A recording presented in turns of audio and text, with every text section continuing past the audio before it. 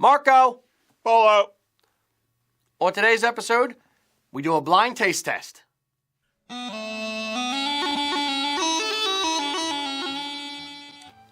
Hello, boys and girls. Welcome to Kilts and Culture. I'm Rocky. Eric. That's Eric. Yo. That's my tagline from now on. Yo. Yo. Manly. It's Philadelphian. Deep baritone. Yo. Yo, Adrian. Today, we have a little bit of a special treat, as we do every day. Every day here at USA Kilts is a special treat. Yeah, yes, yeah. Of course. That's how we roll. Today, we wanted to do something a little bit different. So, we know nothing about Scotch, but that doesn't stop us from drinking a lot of Scotch. My favorite is Lagavulin. Eric, do you have a preference? Also Lagavulin, actually. Okay, Yeah. fair enough. So today, knowing little to nothing about Scotch, we are not scholars, we do not know much, we just kind of know what we like. Right. We are going to do blind taste test. We're going to taste 3 Scotches today. Lagavulin, Laphroaig 10-year, and McClellan's. McClellan's is a $25 bottle of Scotch, an Isle of Scotch, so it's peaty, it's smoky. Laphroaig 10-year is about $50-$55, and Lagavulin is about $90, give or take, depending on where you get it from. So, throwing these out of my way, making a lot of noise on purpose. Oh, Adam, so sorry. You're welcome, Adam. Those are microphones. So, yeah, now Adam's going to trip over them when he brings us the Scotch. My evil plan. Anyway, we're basically just trying to figure out, is there really a difference between cheap Scotch and expensive Scotch? Can the novices tell which is better or worse? Yeah, can the novices tell is the real thing. I mean, we're living in an age now where there have been some cheap priced scotches which have actually done really well. Like Aldi's Supermarket has a scotch which retails for like $25, and apparently it's actually won awards. You know, it's actually been noted as a really good scotch, and it's like everybody's like, what? Yeah. So this is our starting point for figuring out, you know, how can you take the journey of scotch, basically? How can you figure out what you're doing? Is it worth the money to buy better scotch? And unfortunately, we live in Pennsylvania where we have archaic blue laws, so we can't buy the Aldi Scotch to test it because that's what we actually wanted to do. Yeah. So next time. Exactly. That being said, Mr. Adam, if you would please, we are going to give you the bird's eye view. Eric and I do not know which scotches Adam is pouring here. Mm-hmm. I'm assuming you can't see my face at this point. So Adam is going to fill up 3 bottles of scotch. And, yeah, then we're going to do the blindfold thing when he's done. Yeah. Okay. So, fill them up and show the audience which is 1, which is 2, and which is 3. Mm-hmm. All right. Noting, of course, the highly specialized and very aesthetic and also very effective official Glencairn tasting glasses on the beautiful, suitable for any home flight trays. Mm-hmm. Right? Often loved. Yeah.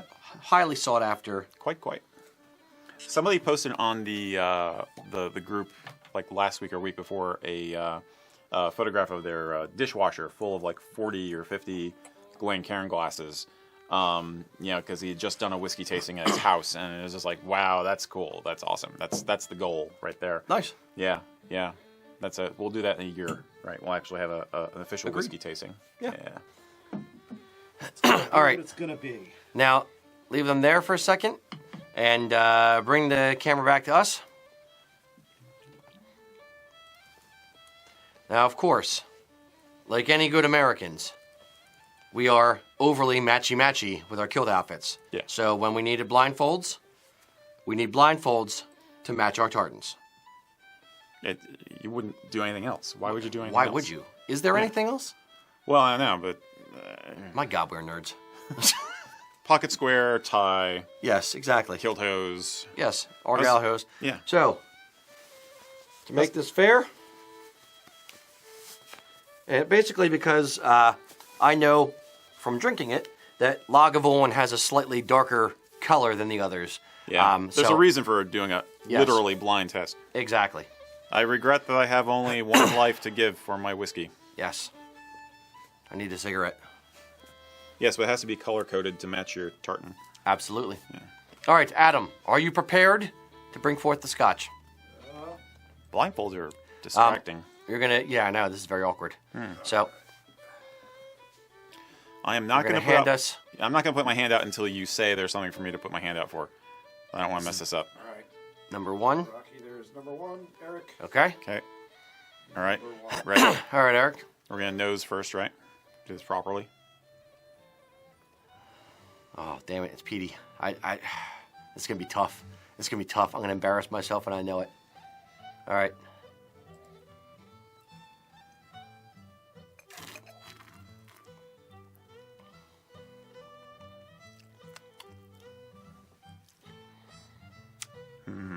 Okay. It's strong. It's very strong. Yeah. Got a little bit of a kick, a little bit of a bite. I think I know. What do we want to do? We want to hold our guesses till the end, or do we want to say while we're doing it? I think I'll lose track. Okay. Maybe we should. It's up to you. All right, Adam. Bring me number 2. Oh, actually, should we? Well, I want to guess. I'd rather guess now. guess now. Okay. What's your guess? I think it's the Lefroy. So do I. I think it's Lefroy.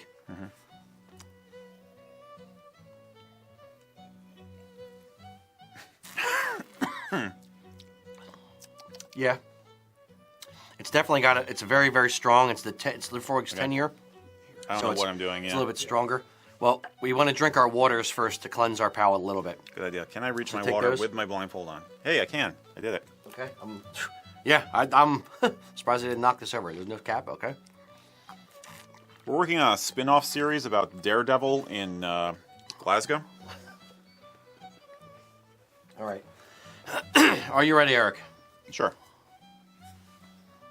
Number 2. Number 2, Rocky, and number 2 coming for you, Eric. Thank you. Okay. It's a lighter. Much lighter. Yeah, it's definitely lighter.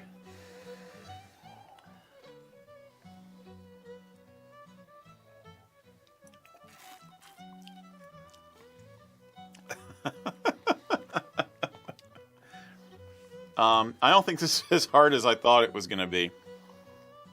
What do you think this is? I think I'm going to make the letter or the first. Yeah. You tell me, and I kind of signed it, kind of. Who, me? Oh, you want speak? Yeah. Well, I think it's the McClellans. So do I.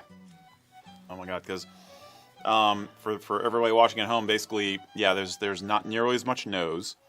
It's definitely not as peaty a nose, and it's burnier on the front end and in the back and the throat. Mm-hmm.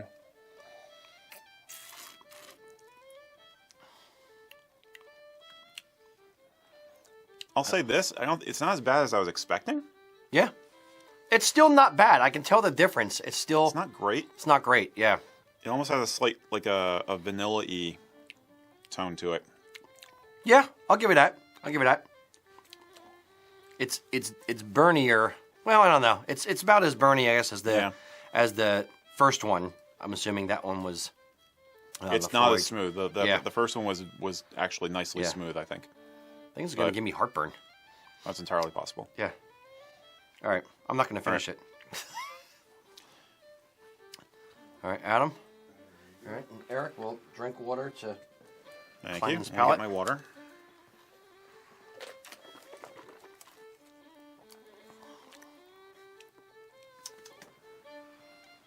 I don't know how good of a job. I don't know what you're supposed to cleanse your palate with, so water. Well, we should have crackers. Works.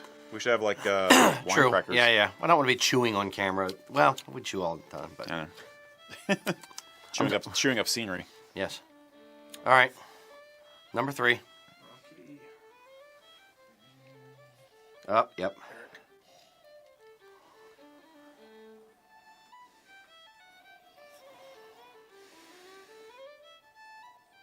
I will say this about smelling smoky and peaty Scotch, to me at least.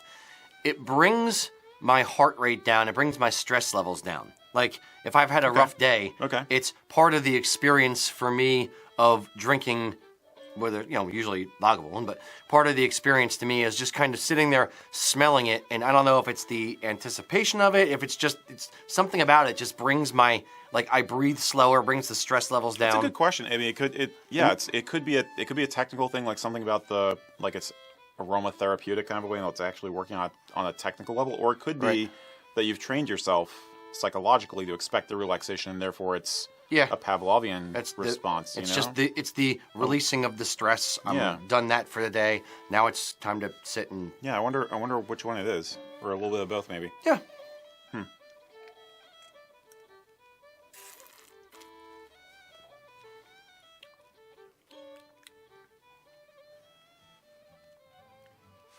Yep, that's Lagavulin. Mm-hmm.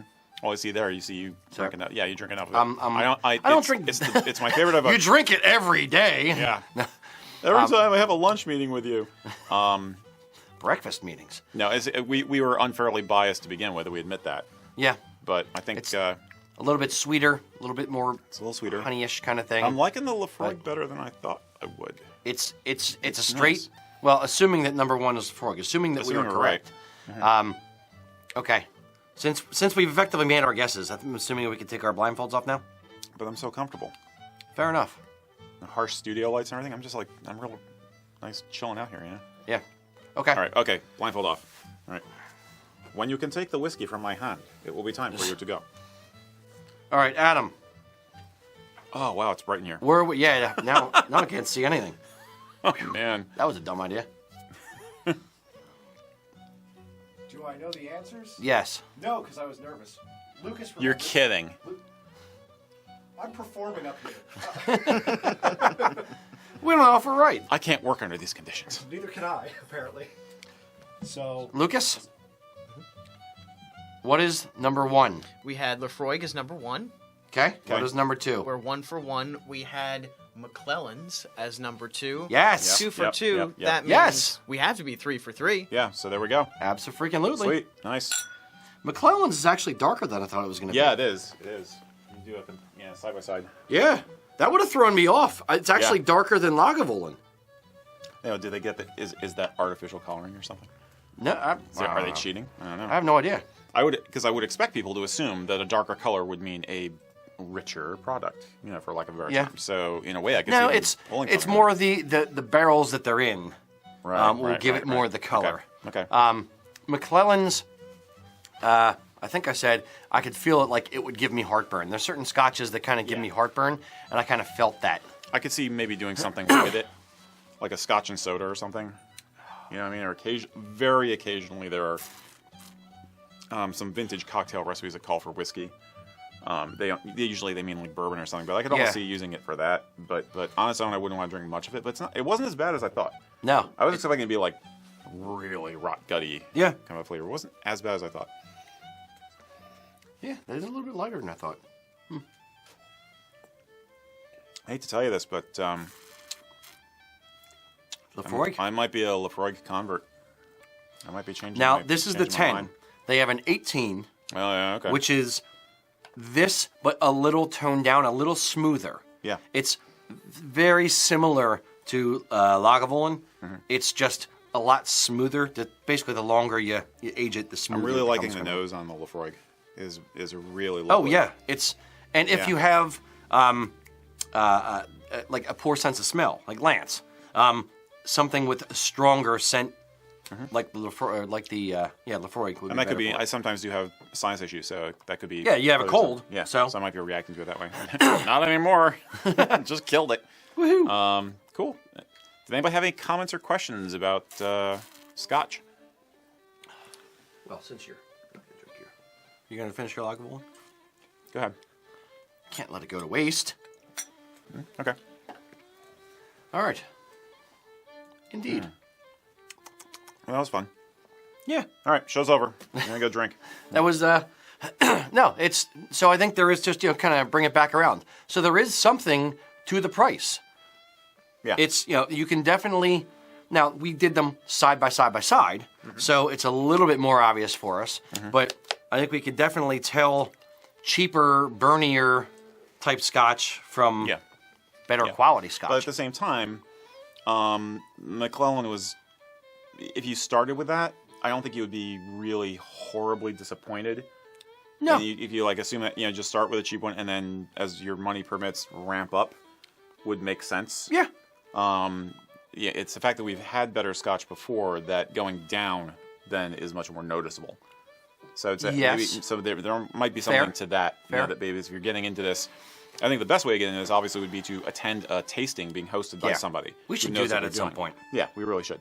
But barring that, I would start like we say with kilts. Actually, you start small, start within your budget, and ramp up. Yeah. And remember. Now that being said, it's if you're going to start drinking Scotch, I wouldn't necessarily start with an Islay Scotch because they're very smoky, very peaty. Yeah. It's overpowering, and if you don't like the taste of a burned down house mixed with mud, it's going to put you off on Scotch entirely. Mm-hmm. So I would say start with a softer Highland Scotch or something like that. Yeah. But yeah, cool. I agree. So there is something to the price thing with I think Scotch. there definitely is, and that's also a why. Like I was saying, things like this Aldi one really stand out as weird because they've somehow apparently made a really good Scotch that they're selling at a really cheap price. Yeah. So there's when I went to the store and I knew that there's a thing for Scotch in Japan. Like the Japanese market for Scotch is huge. So there's a lot of there's becoming a shortage of Scotches because it takes X number of years to mature. Yeah. Mm-hmm. So there's a new influx of Japanese Scotches or whiskeys. Okay. So I saw a couple of them when I was at the state store, and I was just like, we should do a Japanese Scotch. Yeah. Tasting. Do round 2. Yeah. Not necessarily a taste test, but or a blind tasting, but just a taste test of something different. Yeah. Interesting. That and maybe sake. I can do sake if you want. No, but that's a whole different thing. Not at all. Fine. I like sake. Now, talk to me about IPAs. We can test those. Cool. I guess we should actually get on with the actual show now. If we must. All right. So again, my loving mixture of Scotch, then water, then breath mint, and coffee. So I'm just a smorgasbord of deliciousness. The things we do for you, our audience, to our own bodies. Mm-hmm. Yep. So, speaking of the audience. Yes. I'm going to give a shout out, for lack of a better term, to the Kilts and Culture group over on Facebook. If you guys are members of the group, awesome. If you're not, go check it out. We put the call out. We didn't have a lot of preloaded questions for today's episode, and we just kind of put a post up there saying, hey guys, we need help. Give us questions. Mm-hmm. And we got like 25 or 30 good questions. I got 3 or 4 pages here, and this isn't even all of them. Yeah. So thank you so much. Yeah, thank you guys a lot. Great that you guys are interested in this stuff. And somebody asked us about, what do you do if the questions are redundant? And just real quick, we're going to answer them anyway. Even if the question has been asked 100 times before, it might be old hat to you, it might be old hat to us, but whoever asked that question, they don't know. They're interested. Yeah, they're interested. It might be their first time doing this. They might be new to this, and we're here to help. So every question is valid. Yeah.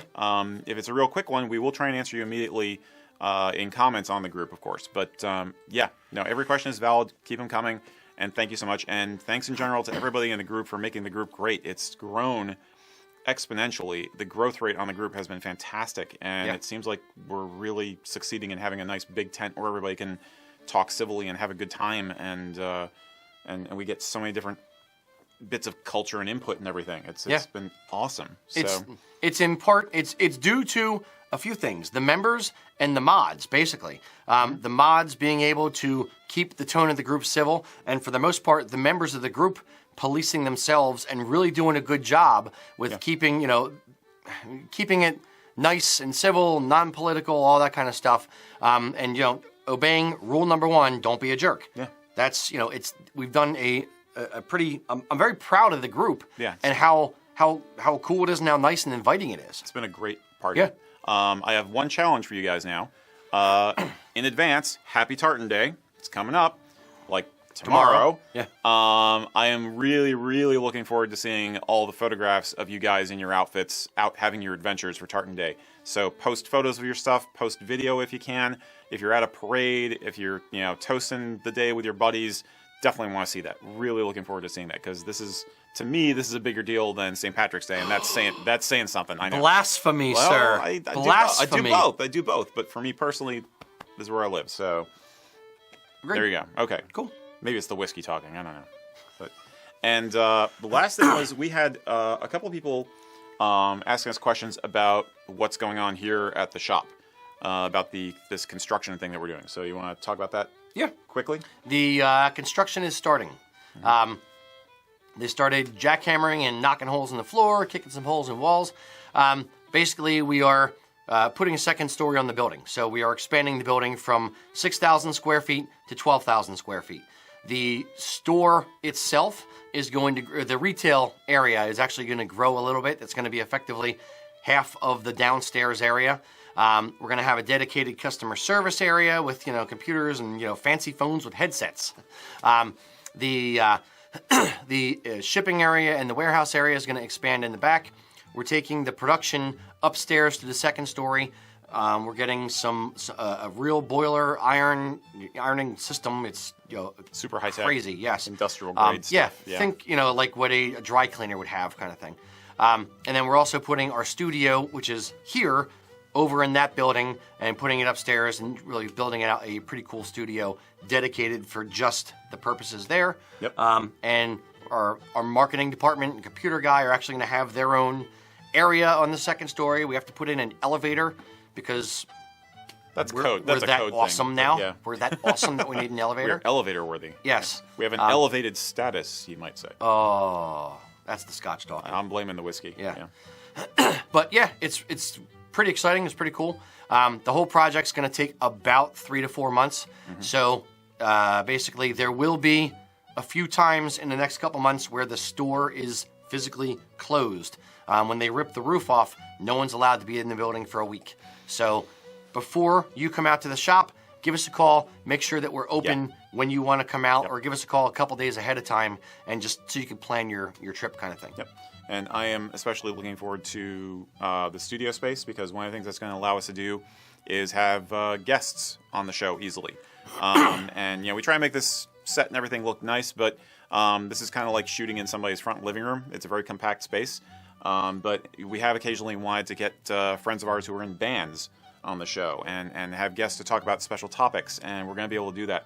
So it's going to be awesome. It's going to be a lot of fun. We need a green screen so I can do like an Under the Sea episode and pretend we're scuba diving or You're something. on your own. Okay. You're on your own with that Me one. and Captain Ron will wear our There you scuba go. kilts. There you go.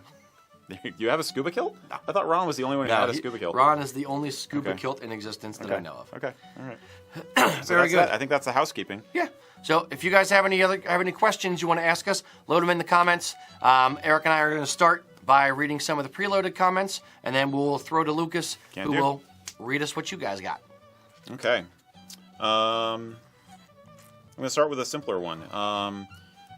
C. Carol was asking us, what should I do if I get caught in the rain and I now have a very wet, heavy kilt? Do I hang it? Do I lay it flat? He says you might hit it with a flamethrower, but it doesn't sound like it's such a good idea. What's the best treatment if your kilt has gotten soaked, like at a festival? If it's at a festival and there's a torrential downpour and you get soaked, just lay it on the back of lay it open on the back of the couch and allow it to dry.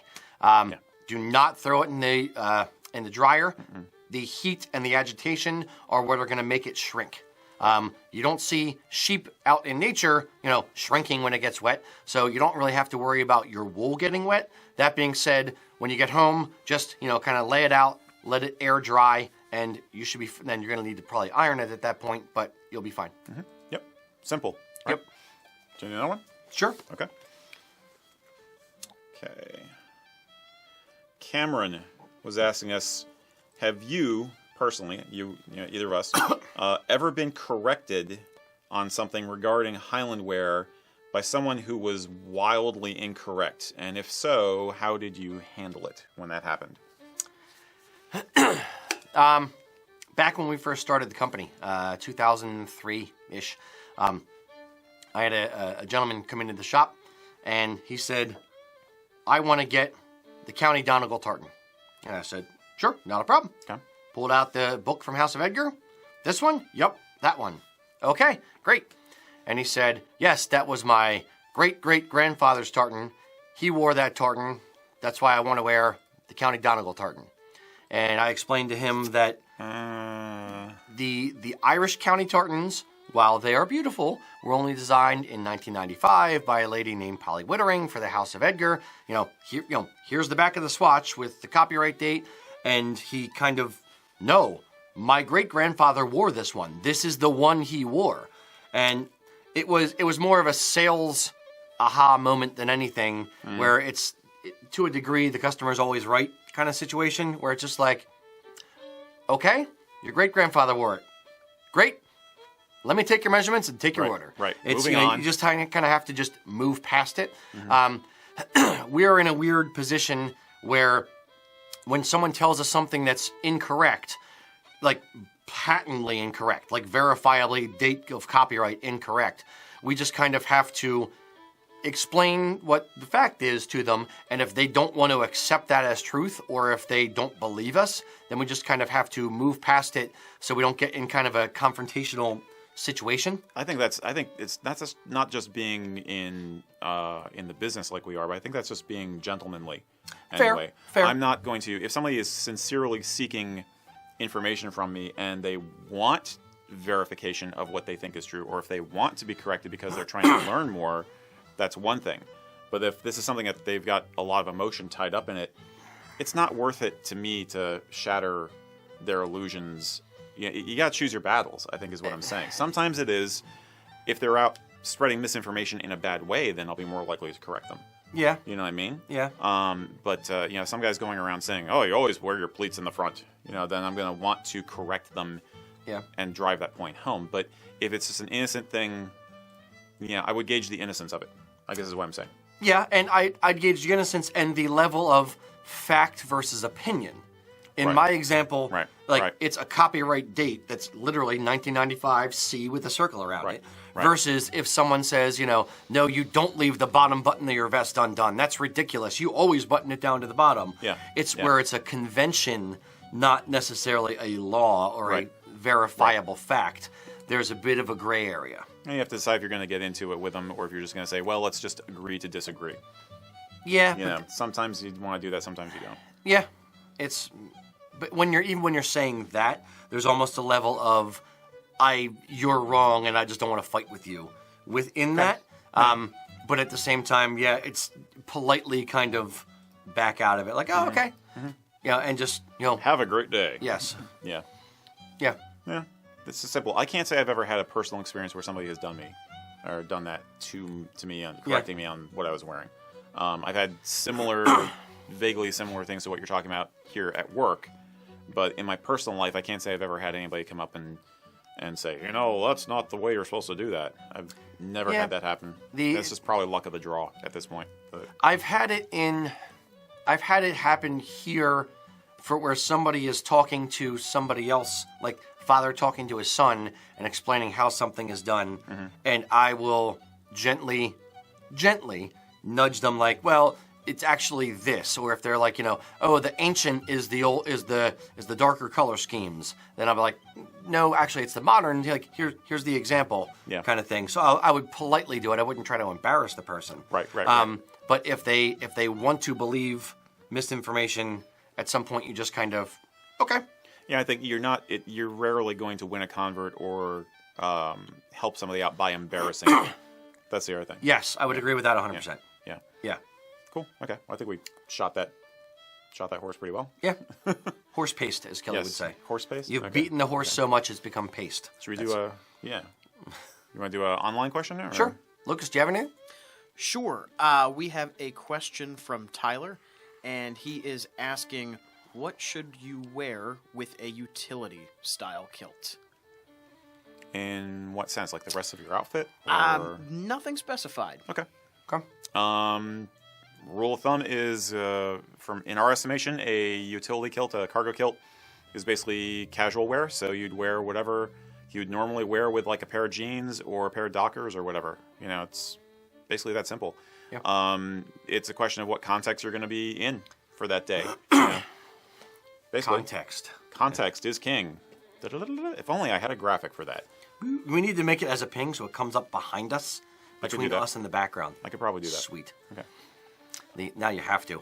But yeah, I mean, basically, and I'll jump ahead a little bit. I did have a question here, because this kind of thinking, Joe Cox. This is actually the next one on my list.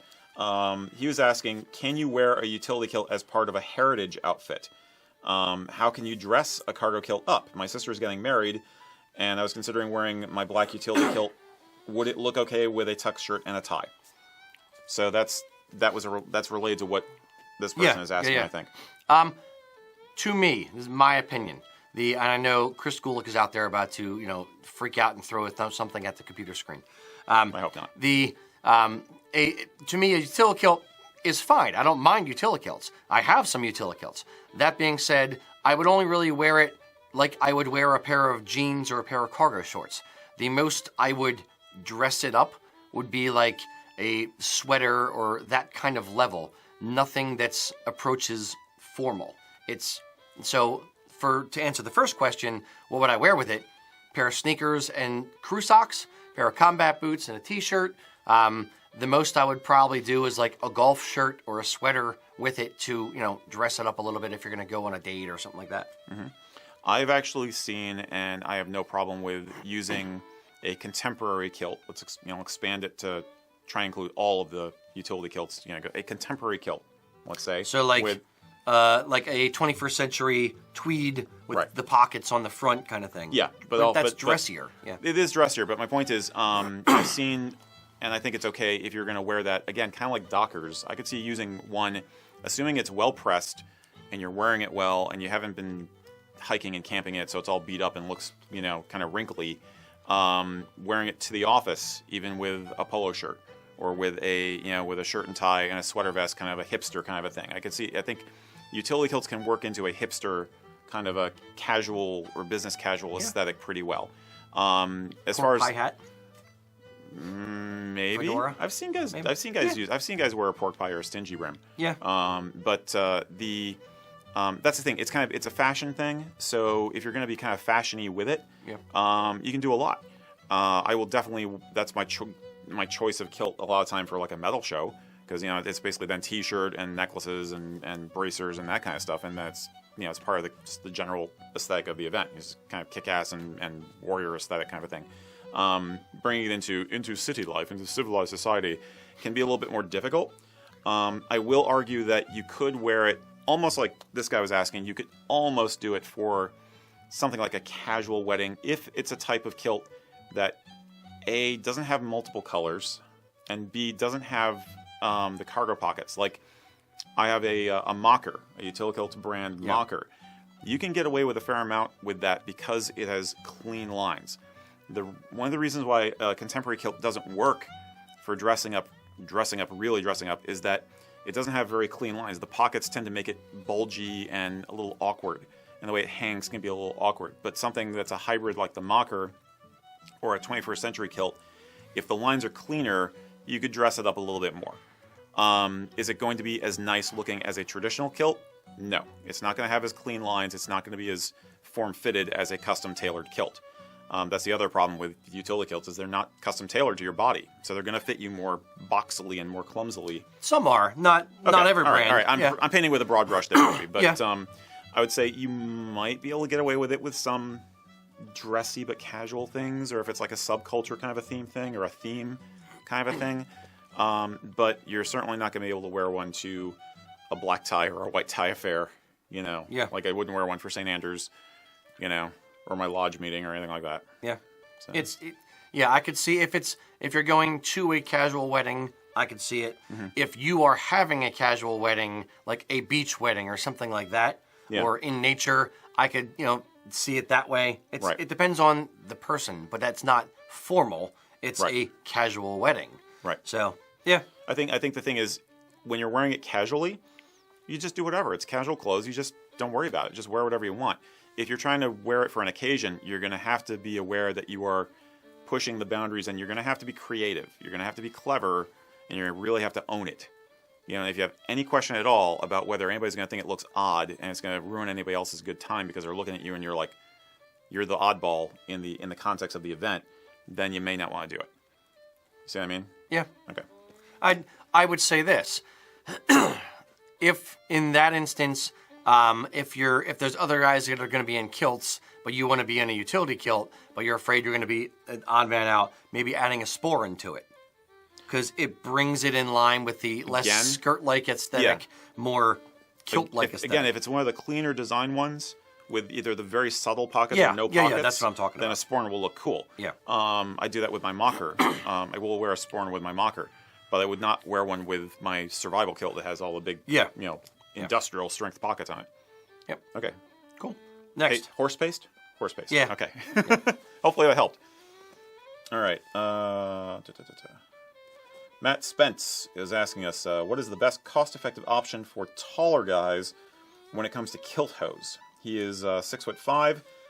When he folds his hose over, such as to wear flashes, it optically makes his kilt look short. So he feels like it's making an optical illusion. There's too much. With it. Yeah. Yeah. And a related second question, what about dress shoes for guys who are as big as he is? He takes like a 15 wide, and it's hard to find brogues that fit. So what do you modify in an outfit if you are a tall guy? The other end, the extreme end of the scale. Kirk would probably have advice on this, actually. Yeah. Basically look for, and this isn't meant to sound product heavy, look for kilt hose that you fold down twice. Piper hose and our cotton hose, for instance, you actually fold them down twice. You cuff them over twice to give a little bit thicker top to them. In that instance, it's easier to cheat it up or down a little bit because you're actually folding it over twice. You just fold over the first one a little bit less. Or you choose not to fold it over twice. So you have the extra slack. On the Piper hose, I think the band, you get the popcorn top. Right. And then I think there's actually a ribbed band at the very, very top. Oh, so that would look So odd. if you only fold it over once. It might look a little weird. Yeah, okay. and the popcorn section goes like that. Like, a good 12 or so inches. So you got lots to play with. Yeah, so you have to fold it over twice, but it's a matter of just adjusting it a little bit. Okay. But yeah, so the Piper hose or a pair of cotton hose, which we have that you're supposed to fold over twice. Mm-hmm. For shoes, if you can't find 15 wides, then I would say just get a pair of wingtips. Yeah. It'll be the closest look to a pair of Ghillie brogues. They're still very traditional, but just get a pair of wingtips. Yeah. That'll do you. I was discussing this with somebody online that basically Ghillie brogues are really cool. They're a lot of fun. They add a certain vertical dynamic to your look because of the way the laces come up. They just add a little extra, a little bit of a little added interest. Yeah, it's a little je ne sais quoi. But they're a fairly modern invention.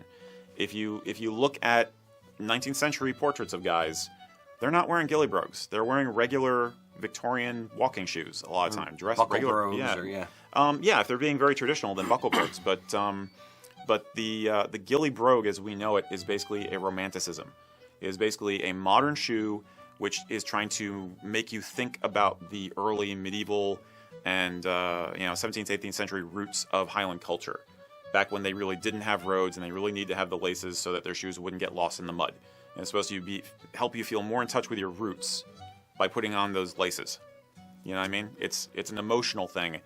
It is not a requirement of Highland dress. So wear shoes that you're not going to be in pain in so you can actually enjoy your event.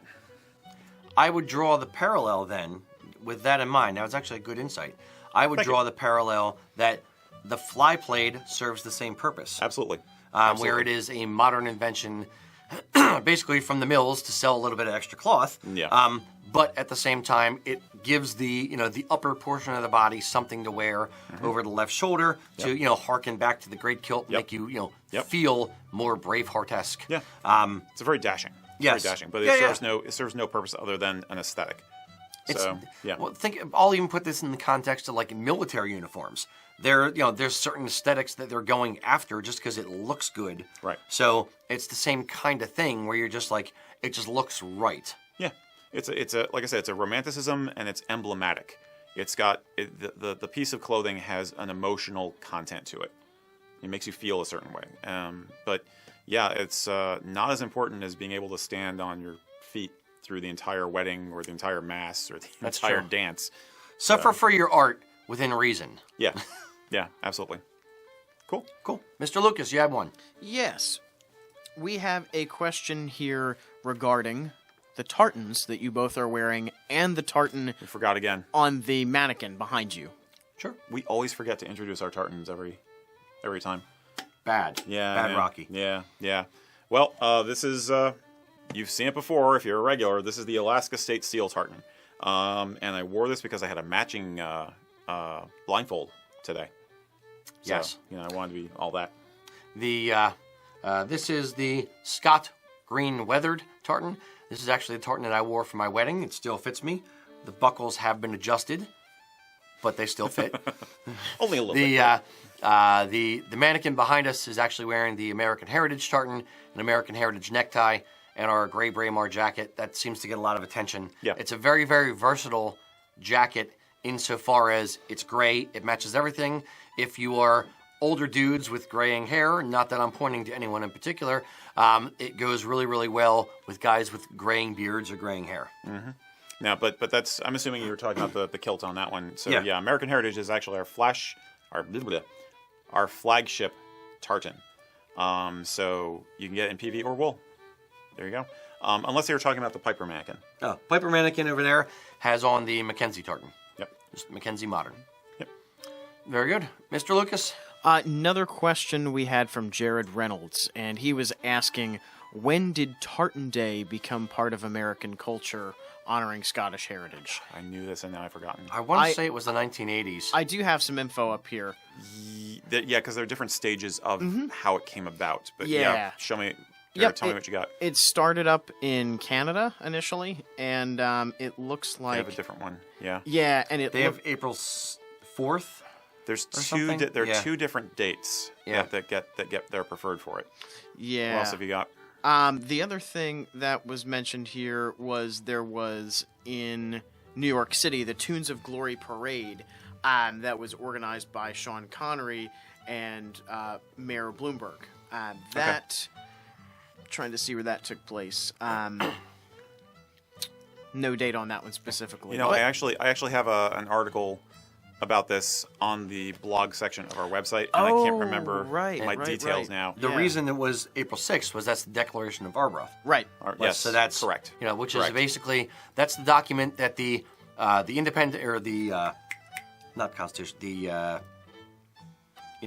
There's a group of Scottish lairds. No. What's the the Declaration of Independence? Yeah. I had a brain freeze there. That's the document. It's whiskey.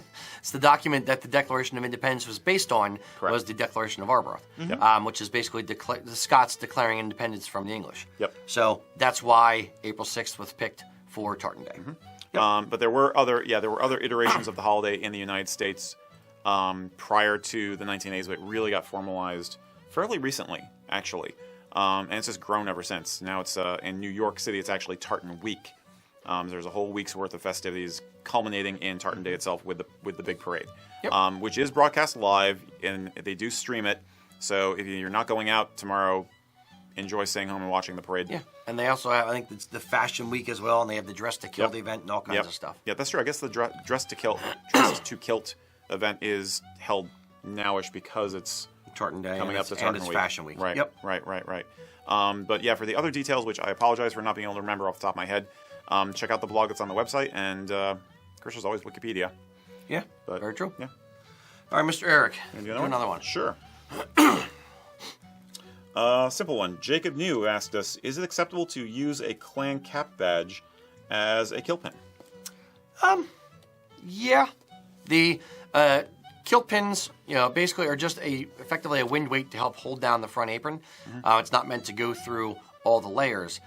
Over time, they've kind of become more either sword-shaped in the most common, iteration of a kilt pin, but a long or tall and skinny versus circular or wide and fat kind of thing. Yeah, Maybe you guys Eric can and see I that, both but- have kilt pins on today. Yep. A cap badge is much more of a circle, round, than it is a sword shape. That being said, there is some historical precedent. I'd say, Victorian times there was Absolutely. there was you wore your kilt pin a little bit higher on occasion. There wasn't a specific rule of it had to be exactly here, exactly this far up from the bottom, this many inches in. It was just kind of a region on the front of the kilt, roughly where the kilt pin would be, and there's more than just one shape. Today it's kind of become, I won't say standardized, but it's the most common for it to be sword-shaped, although you will still see people wearing, circular pins or horizontal pins a little bit on occasion. Occasionally people will wear an oblong or, long-shaped, rectangle-shaped kilt pin, but cock at an angle, which I know you hate from an OCD standpoint, but that's one thing some people do. People will sometimes use a memento of some other origin as a kilt pin. Like a piece of jewelry or something that they inherited or picked up somewhere and has personal meaning for them, and they'll use that as a kilt pin. Occasionally, military guys will use some of their uniform parts, some of their collar dogs and stuff. Or I just saw a guy on the group posted a casual kilt he got, and he stitched a unit patch on his kilt where the kilt pin would go. So Fair. When it's casual wear, there's all kinds of stuff you can do anyway. If you're going to do the cap badge, I would recommend following what the Victorians and the Edwardians did with those round kilt pins and do wear it a little bit higher up. It'll probably look better if you wear it a little higher than the standard kilt pin placement that people recommend now, which is usually it's like 1 inch in from the fringe and about 2 inches or so in and about 6 inches or so up. Yeah. The Edwardians would, so it's it's almost like mid-thigh. 20% up from the bottom is about where you wear it now. Edwardians would wear it almost at halfway, almost. Yeah. I wouldn't go necessarily that high, but I would go a little bit higher because I just think the round shape will look better higher up than just dangling at the bottom of the close to the hem of the kilt. I'll agree with that. Yeah, it's personal expression. It's for your own enjoyment. Yeah, it's just jewelry for your kilt. You're just bedazzling the front apron. So don't actually bedazzle your front apron. Somebody's gonna bedazzle their kilt now. No. It's gonna happen. I do not want to see a bedazzled kilt. I do. If you bedazzle your kilt, I want to see the pictures. What not to do video, number 1. Should I do another one? Yeah, you got sure. another one, Lucas? Okay. Louis Collingwood had a question for the upcoming show.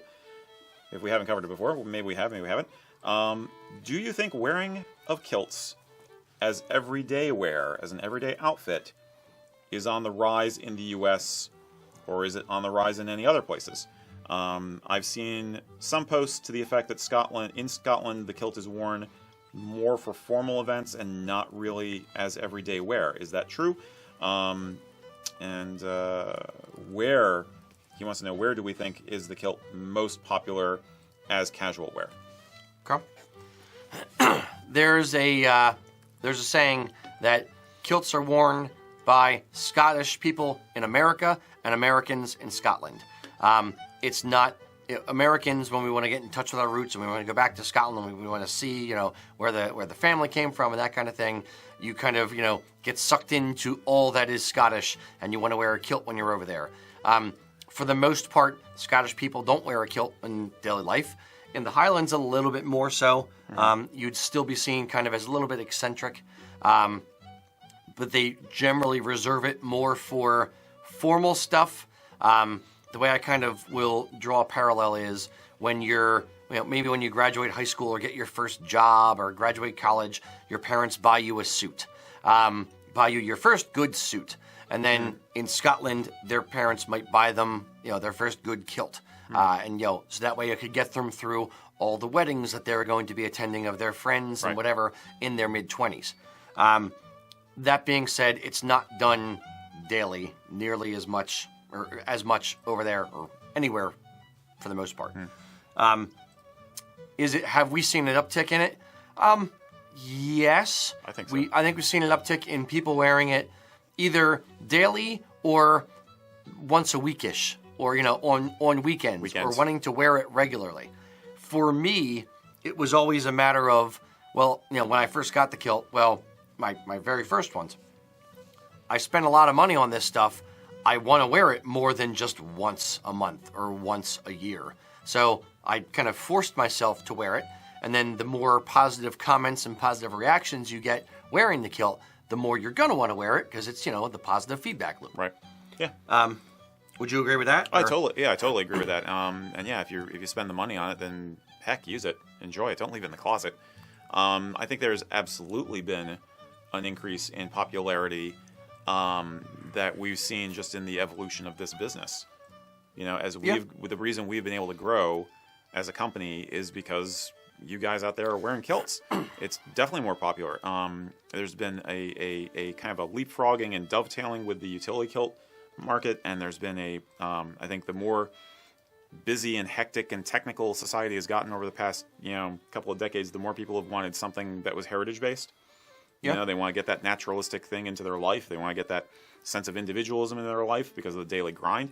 It's absolutely more popular. I really can't, in answer to the other question, I can't think of any place in the world that is more popular than the U.S.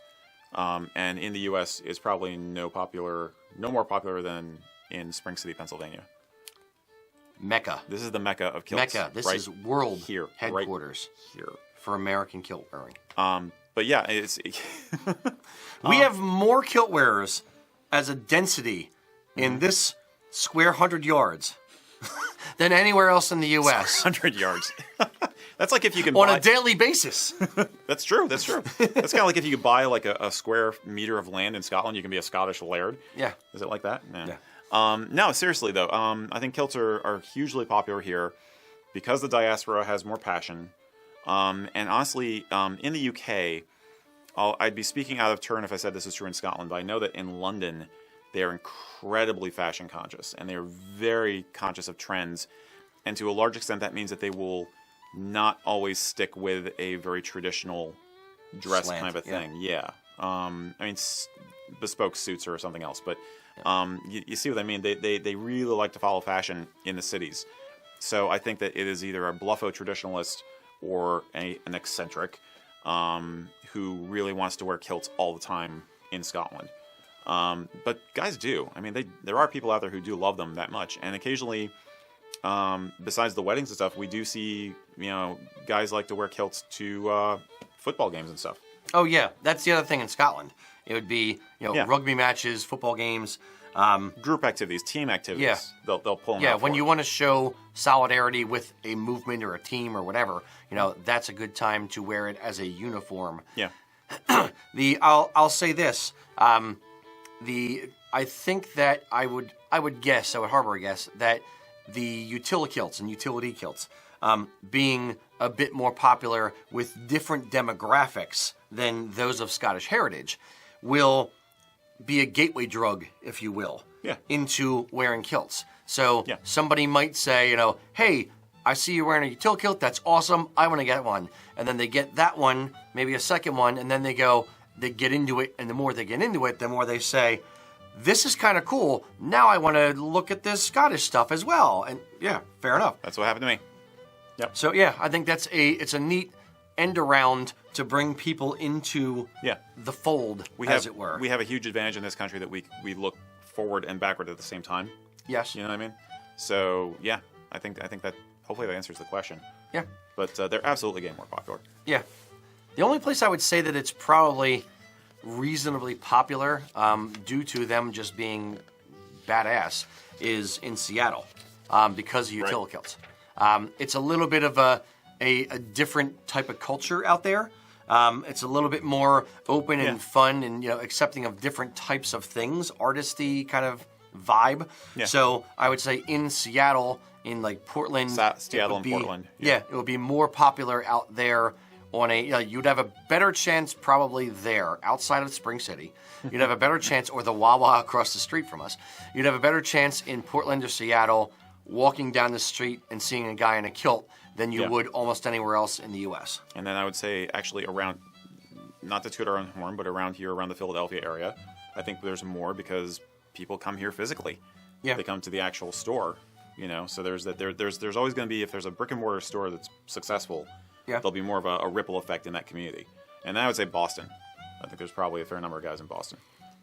Yeah. Because of the music scene, especially. Yeah. I'm going to the actual, if I was walking down the street on a Tuesday afternoon, in any given town, where would I see a kilt? Gotcha. So that's kind of where my mind was going to for that question from that gent. Cool. Okay. Yeah. Cool. Mr. Lucas. All right. A question from Dylan and he is asking, how do you size correctly for a sporran chain or strap? Is there a way to measure to know it will sit at the right place? It depends on the company you're ordering from.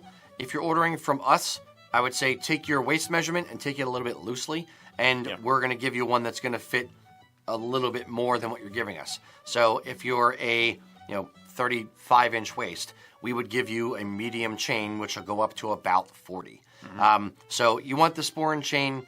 Think about it this way: when you're wearing a sporran chain, it's not sitting around you like a belt.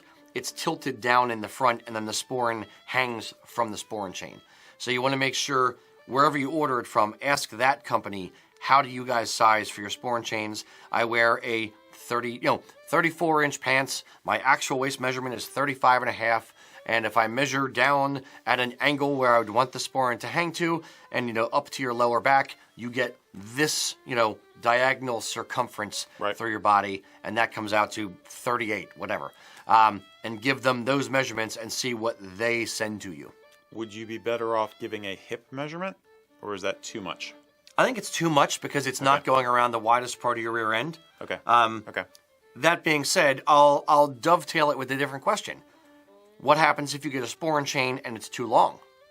Oh, yeah. Yeah. So, the couple easy things to do for that are on the back of your sporran. Most sporrans have a little leather, effectively pass-through, that there's a set of D-rings on either side of this leather pass-through. If you just take the D-rings and little leather strip out, those span about 2 inches, 2.5 inches. So take those out, toss it in the sporran, toss it in your closet, whatever, and just put the sporran chains. The sporran chain has little connectors, dog clip kind of things. Yeah. Connect those two together. That'll take 2 inches out of the sporran chain. Option B is take the end with the strap on it, get a block of wood and a drill, lay it on there, and just drill another hole or two. Or if you have a leather punch, punch out a couple more holes in it to give you a little bit more room. If neither of those work and you're in for some minor surgery, take either a bolt cutters or something, or I wouldn't say a hacksaw, that would be kind of awkward, but a bolt cutters and cut a few links out of the chain. Or move the dog, the little clip thing on the end back 2 links in the chain. Yeah. There's a simpler option is try a sporran strap instead. It's leather all the way around. You don't have to deal with the metal or anything like that. You can trim it. If it turns out it's too long, you can trim the tail off the end. You can drill the holes wherever you want. It's more customizable. So that's True. if you're concerned about it, then maybe try the strap instead. Some people prefer them from a comfort standpoint also. So it's I like the look of the chain. I would argue that the strap is a more practical option. But I wear chains because I kind of like the look of the chain. So but there you go. Yeah. There's more than one way to do it. Absolutely. Yeah. And the other one? Sure. We have a question from Mark asking about vests. Okay. And he's saying that where he lives, he can't really find any kilt-length vests. Is it appropriate to convert a Saxon vest into a kilt-length vest? Points for using the word Saxon. I would say that depends on how long the vest is. It's really a case-by-case basis. Some vests are cut a little bit shorter for fashion reasons. Others are cut a little bit longer. If the vest you're looking at comes in a short, regular, or long size, if you are a regular, then get a short and wear that with your vest.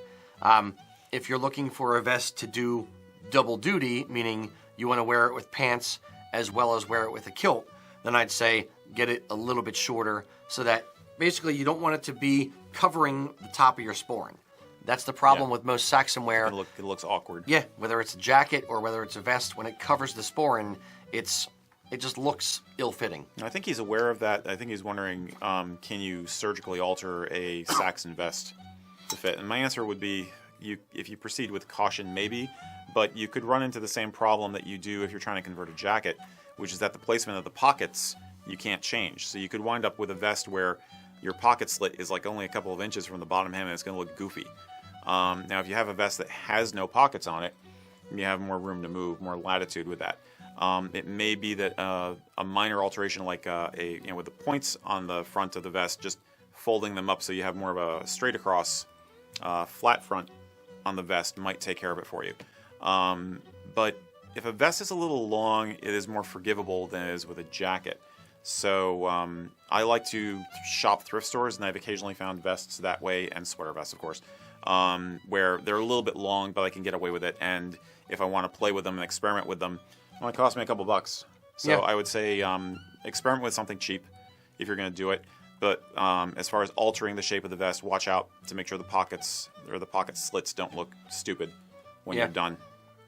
Yeah, good point on the checking first. It may even be worth it if you're going to do it, on a couple of them or on a good expensive one, which I don't know why you would do that. If it's expensive, you would just buy a good one. Buy a kilt vest at that point. Buy a couple vests that would reasonably fit you if they're cut down, and then take the one you like the least and just straight chop, or find one that's hideous that costs $1 at a thrift shop. Right. And just cut it. And don't worry about hemming it. Just cut it and test fit it with yourself, and then use that as the pattern for the other ones. Yeah. Yeah, exactly. Make a template. Yeah. Do a beta test. Yeah. Yeah. Hopefully that helps. Yeah. Should I do one? Sure. Okay. I actually have two here which are kind of linked. So, Richard Essam, or Essam, hope I'm pronouncing that right, said, what is a good option, or what are good options for smart day wear for the hot summer months? He's looking at something that is more or less the equivalent of wearing a tweed jacket and or a vest in the colder months.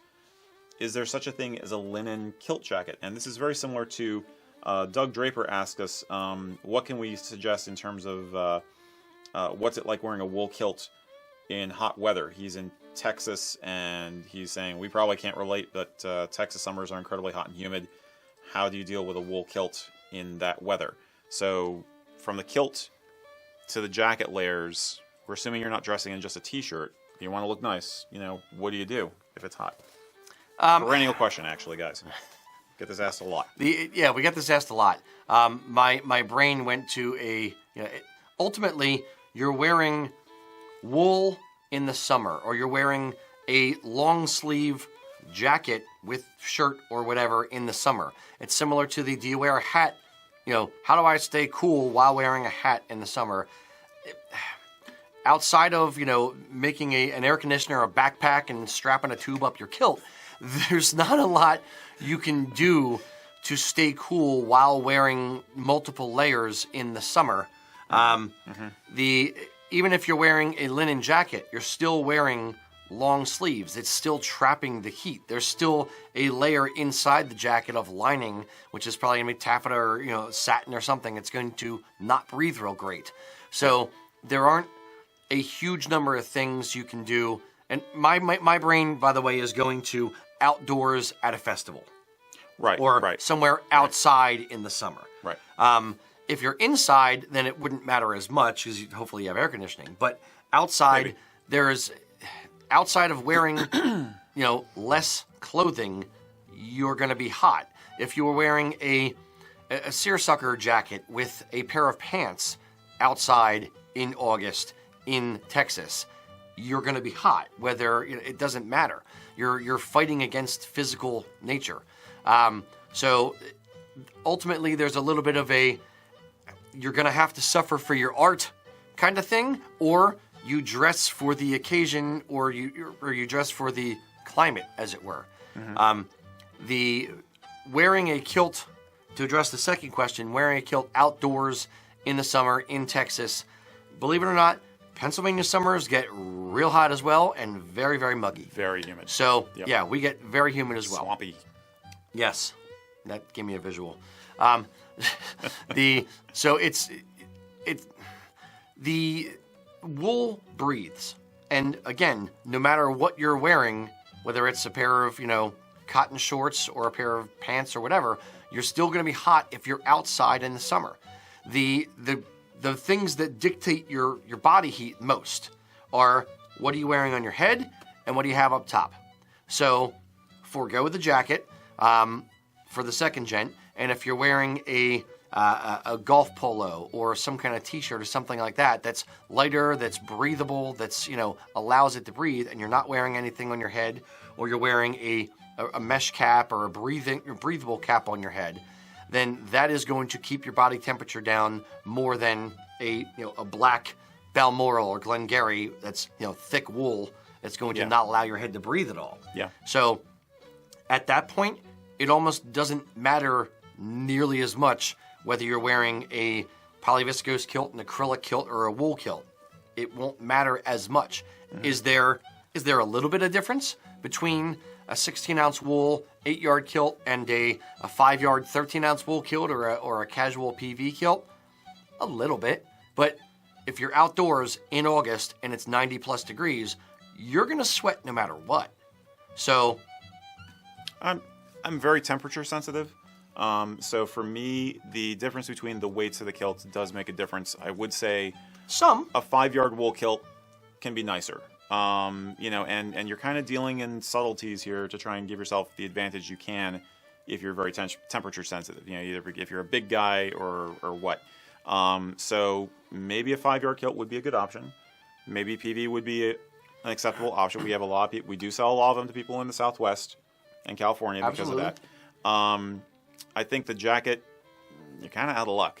Now, referencing the earlier question about vests, you can do a vest, I think, in a worsted wool that will be a bit more comfortable and look nice.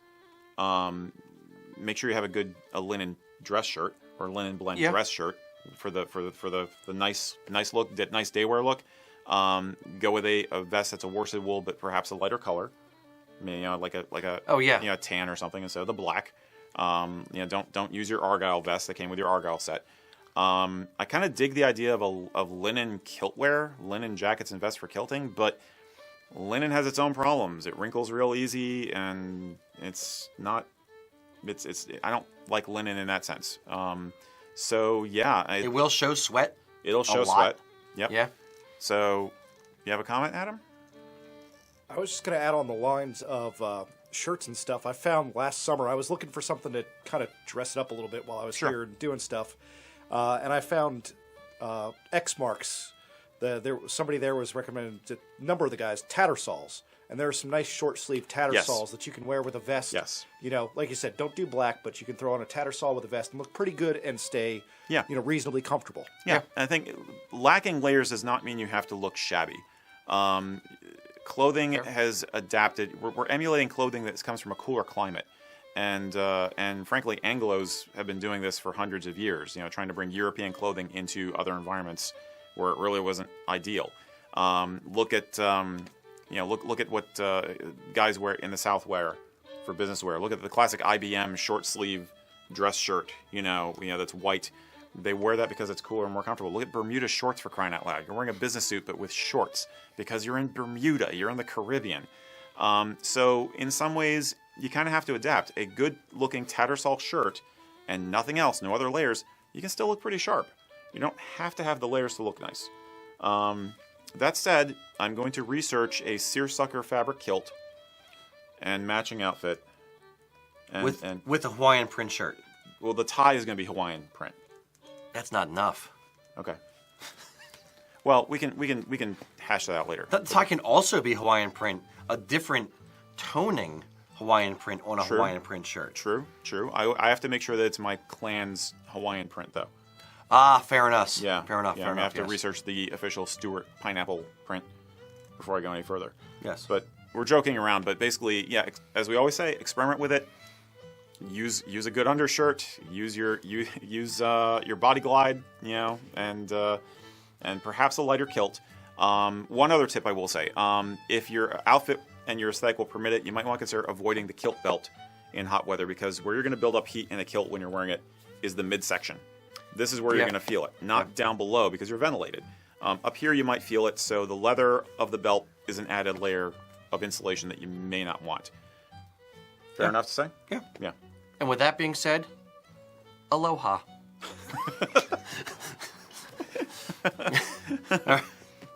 Next one. And mahalo, which is thank you. Thank you for the question.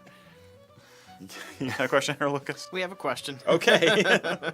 We are going off. We're really They have going a lot off. of questions about us now. What are you The drinking? whiskey is making me All the babble. questions just flooded in. Okay. Mike is asking where he can get his kilts cleaned and pressed. Does he go to a regular dry cleaners? Is there any questions he can ask the dry cleaners to see if they know how to do it right? Good questions. Ask them, have you ever dry cleaned a kilt before? I would say test out the dry cleaner, take a less expensive garment, check out their Google reviews, check out their Facebook reviews, those kind of things. Vet them. Look at your dry cleaner. Yeah. Another thing I've suggested before, women's clothing women generally have more dry cleanable type clothing than guys do. So ask women you know in your area, hey, where's a good dry cleaner? Because they'll know, oh no, this guy ruined my sequin gown, I will never go to him, or those kind of things. And they'll give you a little bit of insight, hopefully, into a good dry cleaner. Right. Make sure that they're doing the dry cleaning on site, if at all possible, as opposed to farming it out to a large complex and there's just having a retail storefront. And pressing. You want to address pressing? Yeah. Just to touch on your thing, which you just brought up. Okay. The dry cleaner business model, there's a couple business models for dry cleaners. They can either have a big facility where they have huge drums and own all the chemicals and do everything themselves, or have their own storefront kind of thing. Option 2 is they have just a smaller room where they just, store garments and have pressing equipment and that kind of thing, and they just take in the garments. They will mark the garments if there's anything that needs to be specially paid attention to, and then pass those off to another company, and then basically pay someone else to do the cleaning work and bring it back into themselves. Yeah. So don't use one of those type of dry cleaners if you can help it. You want to be able to speak directly to the person who's actually going to be cleaning the kilt. Right. What was your other question? Pressing. Pressing. When you take a kilt to a dry cleaner, you generally don't want them to press it. When we press kilts here in the shop, we are very, very, very exacting. Either you have to steek the kilt multiple times across the back, or baste the kilt across the back multiple times, and then use a big clamshell press.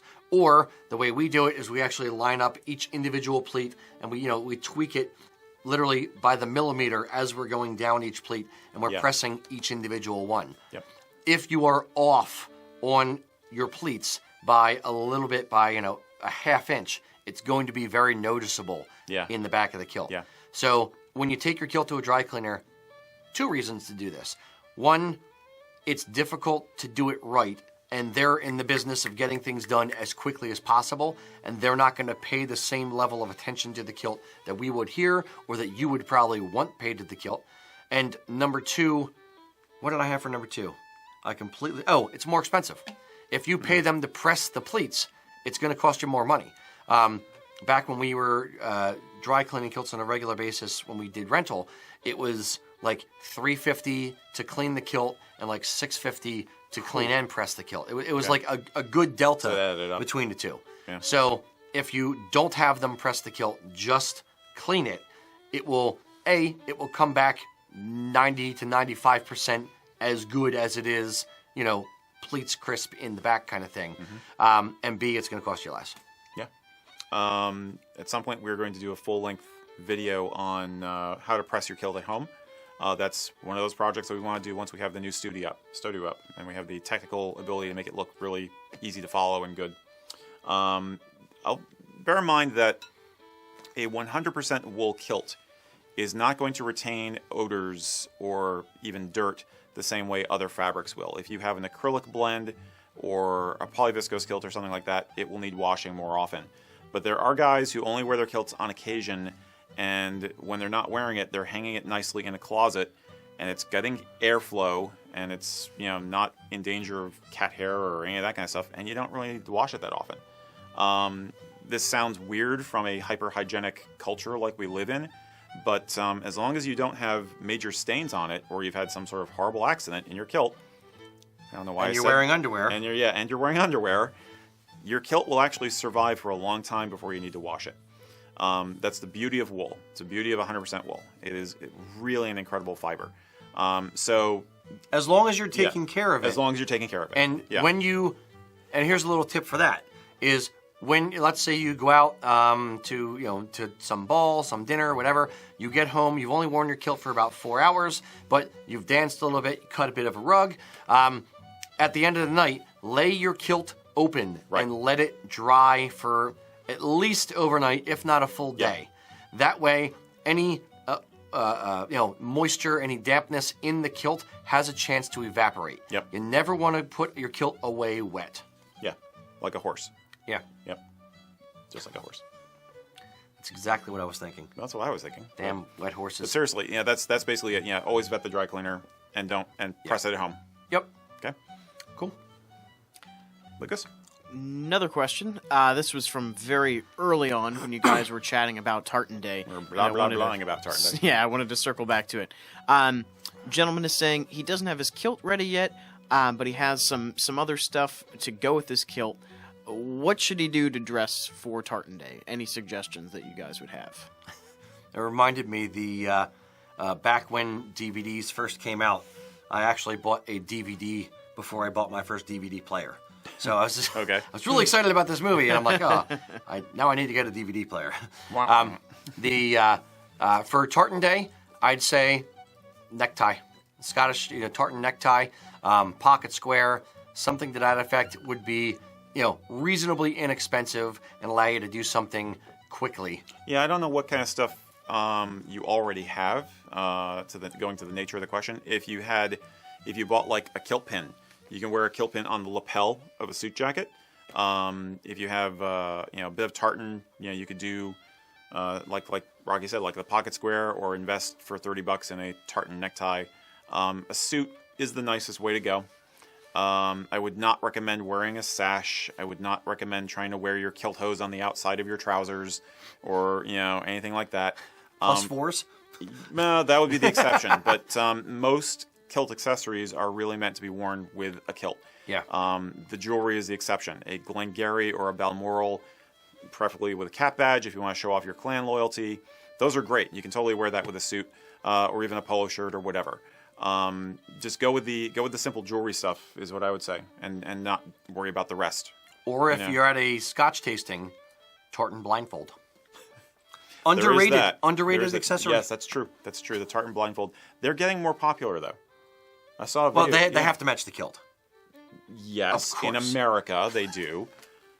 I think it's fine to have a tartan kilt and a tweed blindfold if you're taking a Scottish perspective. Of course. Yeah. Yeah. There you go. Should I do one more? Sure. All right. Kevin Thompson. Who's that? What's up, KT? Yo.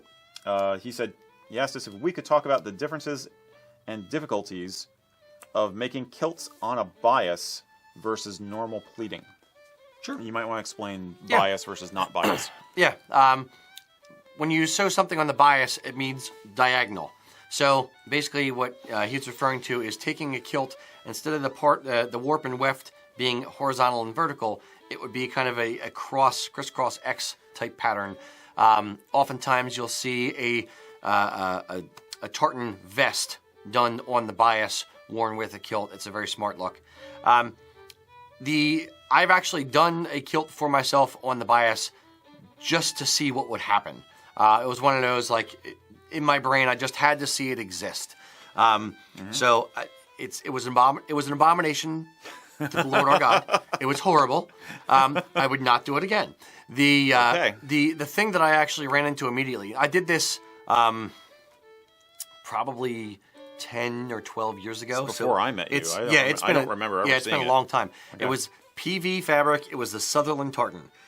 The two problems I had as a kilt maker, doing it were, number one, when you cut on the bias, when you cut a regular kilt out, you're just going straight along. So you have 8 yards, single width, right there. When you cut on the bias, you have to cut across the bolt of material, and you don't get nearly as many chunks out of it. You have a lot of wastage. So there's a lot of wastage. Well, no, you can do it across multiple times. So there's a little bit of wastage, but there is some, because then you have to square it off at the ends, and then you have to splice it a bunch of times. The kilt will have to be hemmed. And the thing I didn't think of, which my wife, who had been sewing much longer than I had, who told me it was a bad idea and I didn't believe her, what she pointed out to me was, fabric stretches on the bias. Yes. So when I went to sew the cloth, basically when you're sewing a kilt, you have to hold the fabric taut because you're sewing multiple layers together, and you want everything to match up perfectly. So when I was trying to sew it, you're holding it taut and you kind of tug back and make sure all the layers go underneath the pressing foot and the needle at the same speed. It was stretching. So it was kind of, it got a little bit bacony, a little bit wavy going in, depending on how hard I was pulling on it. I finally got to a comfort level with it where I was feeding it in reasonably slowly, so that didn't happen. The problem was when I took it out and went, so how does it stretch? And I popped a bunch of the stitches because I pulled on the stitches top and bottom because the fabric stretched, but the stitches didn't. So it was a learning curve. It was just something I did just to see what would happen. I got it done, and then, did I get the whole thing done? I either got the whole thing done and threw it out, or I got it 2/3 the way done and threw it out. It was an abomination. It should never see the light of day. I've seen pictures of them, though. They do exist. Yes, they do. I think it's a hipster, what can we get the young guys to try that's new, because they're not as interested in traditional kilts. Now, I mean, that's in the UK. Again, like I said, they're very trend conscious. But so if you took a kilt that was sewn and made on the bias and wore the kilt pin at a 45-degree angle, it makes perfect sense. It's now straight. Makes perfect sense. I'm not sure if I would hate and then unhate it because it kind of came back all the way around, or if I would doubly hate it. I think I would doubly hate it. I think you would, knowing you, Yes. you would doubly hate it. Yes. And you wear the sporran off to the side. Do you walk on an angle like you need your V8? That helps. Yes. That helps. Yeah. Yeah. It's good for in a stadium environment because you're walking in the bleachers. You have 1 foot on one. You walk along the curb? Yeah. Yes. Yeah, exactly. Oh, yeah. It's some things should not exist. Kill it with fire. Yeah. I'd be willing to bet you'll wind up seeing a little bit more of it, KT, as a fashion trend. But like other fashion trends we've seen over the years, it's not going to last. Yeah, it's just a little too out there. It's out there. To appeal to everybody. And it's too difficult from a production standpoint. It's too difficult to do. It's a pain in the butt. Yeah. I really didn't like doing it at all. Yeah. But on the bias works great for a vest. That, like you said, that is the best place you see on the bias cut. And it gives a bit of a differentiation between the kilt and the vest. It doesn't look like it's all a jumper that a 3-year-old would wear, kind of thing. It's right. Yeah, you know what has tartan on the bias? Billy skirts. Yeah. You see that on women's. That may be part of my aversion. It's I don't know. Yeah. I think you'd look great in a billy skirt, but whatever. Fishnets? Adam? I was just going to ask, has anybody ever done it with just like the apron on the bias? Yes. Yeah. Okay. Fair enough. A lot easier. Probably just weird. It still looks dumb. Yeah. Yeah. It's trying too hard. It's one of those trying It's kind of I'm trying to be different on purpose. Look at me, I'm different. Right. So, for all those of you who love tartan kilts on the bias, I apologize. All right. I got a question here from Brian Baldwin, and this is a pretty basic one. But I understand where he's coming from. Is there any test you can perform to determine if a horsehair sporran is actually made from real horsehair? What should you look for when you're buying one? Can you tell from the picture on the website to make sure you're actually getting a real horsehair sporran versus Nylon filament. Nylon. Yeah. They're basically horsehair sporrans are made from real horsehair. There's also imitation horsehair sporrans that are made from effectively weed whacker cord, nylon monofilament. Those are much less expensive. The easy way to test it is a burn test. Take one single strand of hair and, carefully burn the end of it and then blow it out. If it blows out easily, if it turns to ash, and if it smells like burning hair, it's horsehair. Ta-da! If it crackles and balls up into a hard black ball and it's a little bit tougher to extinguish and you get black smoke and it smells like burning plastic, then it's monofilament. There you go. The second thing that I would say, an easy way to tell, what's the price? Is it a $400 sporran, or is it a $150, $200 sporran? If it's in the $150, $200 range, it's probably either not real horsehair or not real well made. Yeah, or both. The pictures you got to be a little bit careful with, because there are some less than reputable companies, shall we say, who will just take good quality horsehair pictures and then put it on their website because it looks like that. Therefore, we're going to use the picture from this sporran maker over in Scotland. We're going to take his photo, steal it, put it on our website, and sell it as the same thing because it's close enough, right? But oftentimes it's not. So the old adage of if it's too good to be true, it probably is. That holds true for the most part with all Highland wear. Yeah, I was going to say that what you just described about the photo piracy, that's true throughout the industry. Yeah. Yeah, there's a lot. You really got to... I mean, anybody who shops on Amazon has run into that with anything they buy. It's like, oh, it looked great in the pictures, and turns out you get it and it's a rumpled mess. But it's especially hard in the Highland wear industry. Yeah. And the utility kilts industry. Oh, yeah. There's lots of... There's lots of knockoffs. Yeah. So anyway, test if you do get one, or if you're inheriting one, or it's a gift or something like that. You've got the thing in your hands. Do the burn test. Yeah. So. Yep. Cool. Mr. Eric, let's do another one. Yeah. Okay. Yep. All right. Mason Andrew Coates asked us, when and why did kilt wearers stop buttoning their jackets? I have no idea. Looks I'm not good. sure either. Yeah. We couldn't find any real rationale. With the, letting the bottom button of the vest undone, we know kind of when that became a thing. In Saxon wear, generally when you're standing, you button your jacket, and then when you go to sit down, you unbutton it to sit down so it doesn't ride up. For Highland wear, for the most part, you just leave your jacket undone, whether you're wearing a vest or not. So we're not exactly sure when and why. I've seen it's in some ways they may have never buttoned their jackets, except like if you're a ghillie and you're about to go out into the field and you want to keep warm, you button it then. But for most of the time, it's the exception to the rule, is my guess. I mean, I was trying to scan my memory banks, and the one image that comes to my mind of a guy wearing a kilt with a buttoned coat, I mean, really buttoned, is actually King Frederick of Prussia, father of Kaiser Wilhelm, and there's a picture of him and little Wilhelm in Highland dress, but he's got this big coat, buttoned. And other than that, I see the jackets open. Yeah. So I don't know when. I really can't say when they started doing that. The only thing I would give my little asterisk on this statement is if it's like a Kenmore or something that is meant to be buttoned. A doublet. Yeah, a doublet as opposed to a jacket. Yeah. Yeah. But outside of that, don't know. Yeah. So if you figure it out, drop us an email. By all means. Yeah. Yep. So any one more? Sure. Okay. We got all these questions from people. Yeah, we got a lot of great questions, guys. Yeah, this is awesome. Let's see. I'm going to go straight to the one next on my list. Scott McNew. Scott saying, my surname has no Tartan, but my grandmother's maiden name was McCoy. It was McCoy Sept of MacKay. So could I wear the MacKay tartan? So he says, I guess the real question is, how far can you reach looking for tartan or clan affiliation before it becomes irrelevant?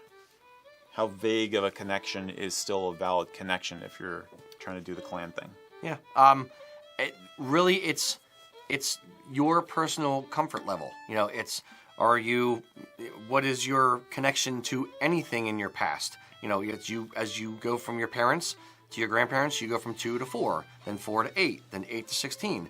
So it gets watered down, no pun intended, the further you get back. I don't know why that was a pun. It wasn't. Sorry. Okay. But it gets watered down the further back you go in any of your history. Further upstream? Yeah, there you go. Yeah. Thank you. You brought it around. Sure, no problem. So it's personal preference. Traditionally speaking, using my finger quotation marks there, you would wear your father's tartan, and he would wear his father's tartan. He would wear his father's tartan. Yeah. Back through the paternal line. That being said, if you're an American mutt and you don't have any Scottish stuff on your father's side, you could wear your mother's tartan. Or if it was 6 generations back, you could wear that tartan. It really comes down to personal preference and what you want to wear. There's no hard and fast rule of you must wear X tartan, or this one is closer to you than another one. If you're in Scotland and your dad abandoned you at age 2, you're not going to wear his tartan. You're going to wear your mom's because you don't like the guy because he abandoned you. So it's really personal preference, and it's your story. You're writing your own life story, so you decide what you want to wear. Nobody else. Yeah, I totally agree. I will say that is possibly more of an American approach, but you're right. But the basic line again is that patrilineal line, and there are some people who I think hardcore traditionalists who say, well, if it's not through your paternal line, you shouldn't wear it at all. You shouldn't wear a tartan. But what I don't know, and what I'd want to find out if anybody out there knows, or I'll look into it later if people want me to, is what the attitude of the various clan societies is on it. Is there any kind of a rule of thumb that they follow? I doubt they'd be that strict because they're all about trying to boost membership and gain a worldwide network to get people together, for the sake of connecting as extended family and enjoying the clan. But it's possible that back in time, just like with heraldic rules and all these other things, that they were more strict about it. But I don't know. I would give one caveat to what you said is... Please do, because I'm just kind of brainstorming it, really. I think that, or I would assume and think, and to a degree know, that, lesser degrees, I'm not Scottish, that if you were wearing something, if my father was a gun and my mom was a Morrison, and I'm wearing and my dad abandoned us at a young age, and I'm wearing the Morrison tartan because that's my mom's tartan, it's not that any traditionalist would say, well, you're not supposed to wear that, you're supposed to wear a gun. They just wouldn't ask you. It would be seen as rude. That's true. You wouldn't say to somebody, why are you wearing that? It would just be overlooked and like, oh, okay, there's obviously a reason. And they would just leave it at that. But I think that's why I'm curious about how clan societies approach membership. They're very, very loose about it, to best of my knowledge from the clan societies I know, where it's, 'cause if you go to any of the games, they'll have the entire list of Clan Hay, hi Verlin, Clan Hay, here's all the septs of Clan Hay, come join us. It's more of they want a big tent kind of thing. Yes. Yeah. Okay. I suspect that too. Yeah. I'm always curious about the evolution of these things. So. And if you're, the people in the clan societies are obviously very excited about their clan. And if you're wearing if you have any kind of association to them, they want to bring you in. They want to hear your story too. It's all just a big, they're just all excited about this stuff in general. Yeah. And even clan societies don't, several of them that I'm, friendly with members or friendly with, senior members of clan societies will, are happy that I wear their tartan, even though I have no association with them. Okay. I'll use Buchanan. Kenny Buchanan and his wife are good friends of ours, and they're psyched when I wear the Buchanan weathered tartan or the Buchanan tweed tartan, and they love it. They want more people. They love their stuff, and it's just advertising for Clan Buchanan to a degree. Yeah, I'll buy that. That may be an American thing. That may be a specifically to them thing, but I've not run into any circumstances where someone's kilt policed me into you shouldn't be doing that, or you're not Stuart enough to be wearing the Stuart tartan. That would fall to me under the kilt police. This is this reminds me of the Native American issue that they have now in the tribes with blood quantum and all that. And that's a whole hot button issue. But it sounds like we don't have to worry about that from what you're saying. And I'm inclined to agree. I always like to find the facts behind and the story behind the stuff. So, but yeah, I mean, the bottom line is rubber hits the road. Is you follow your heart. You do what feels right. So yeah, you're the one wearing it. Yeah, absolutely. And you don't want to buy a tartan that you're not going to like. You're not going to feel comfortable with, and it sits in the closet, and you've wasted your money. Yep. Be perfectly practical about it. Lucas, you had a question? Yeah, one question that just came in. Bill was told that an Irish tartan is determined by the county of the mother's heritage. Is that true? No rule. Yeah, I didn't think there was. No rule at all. Yep. The Irish county tartans are county tartans, period. The Irish county tartans were designed in 1995. There's not a long, hundreds of years, steeped in history thing here. They were literally made up based on, a designer's affection for particular color schemes, or, they chose colors to reflect the soft rolling hills of Ireland, blah, blah, blah. There's a marketing shtick that goes with it. It's a pretty good marketing shtick.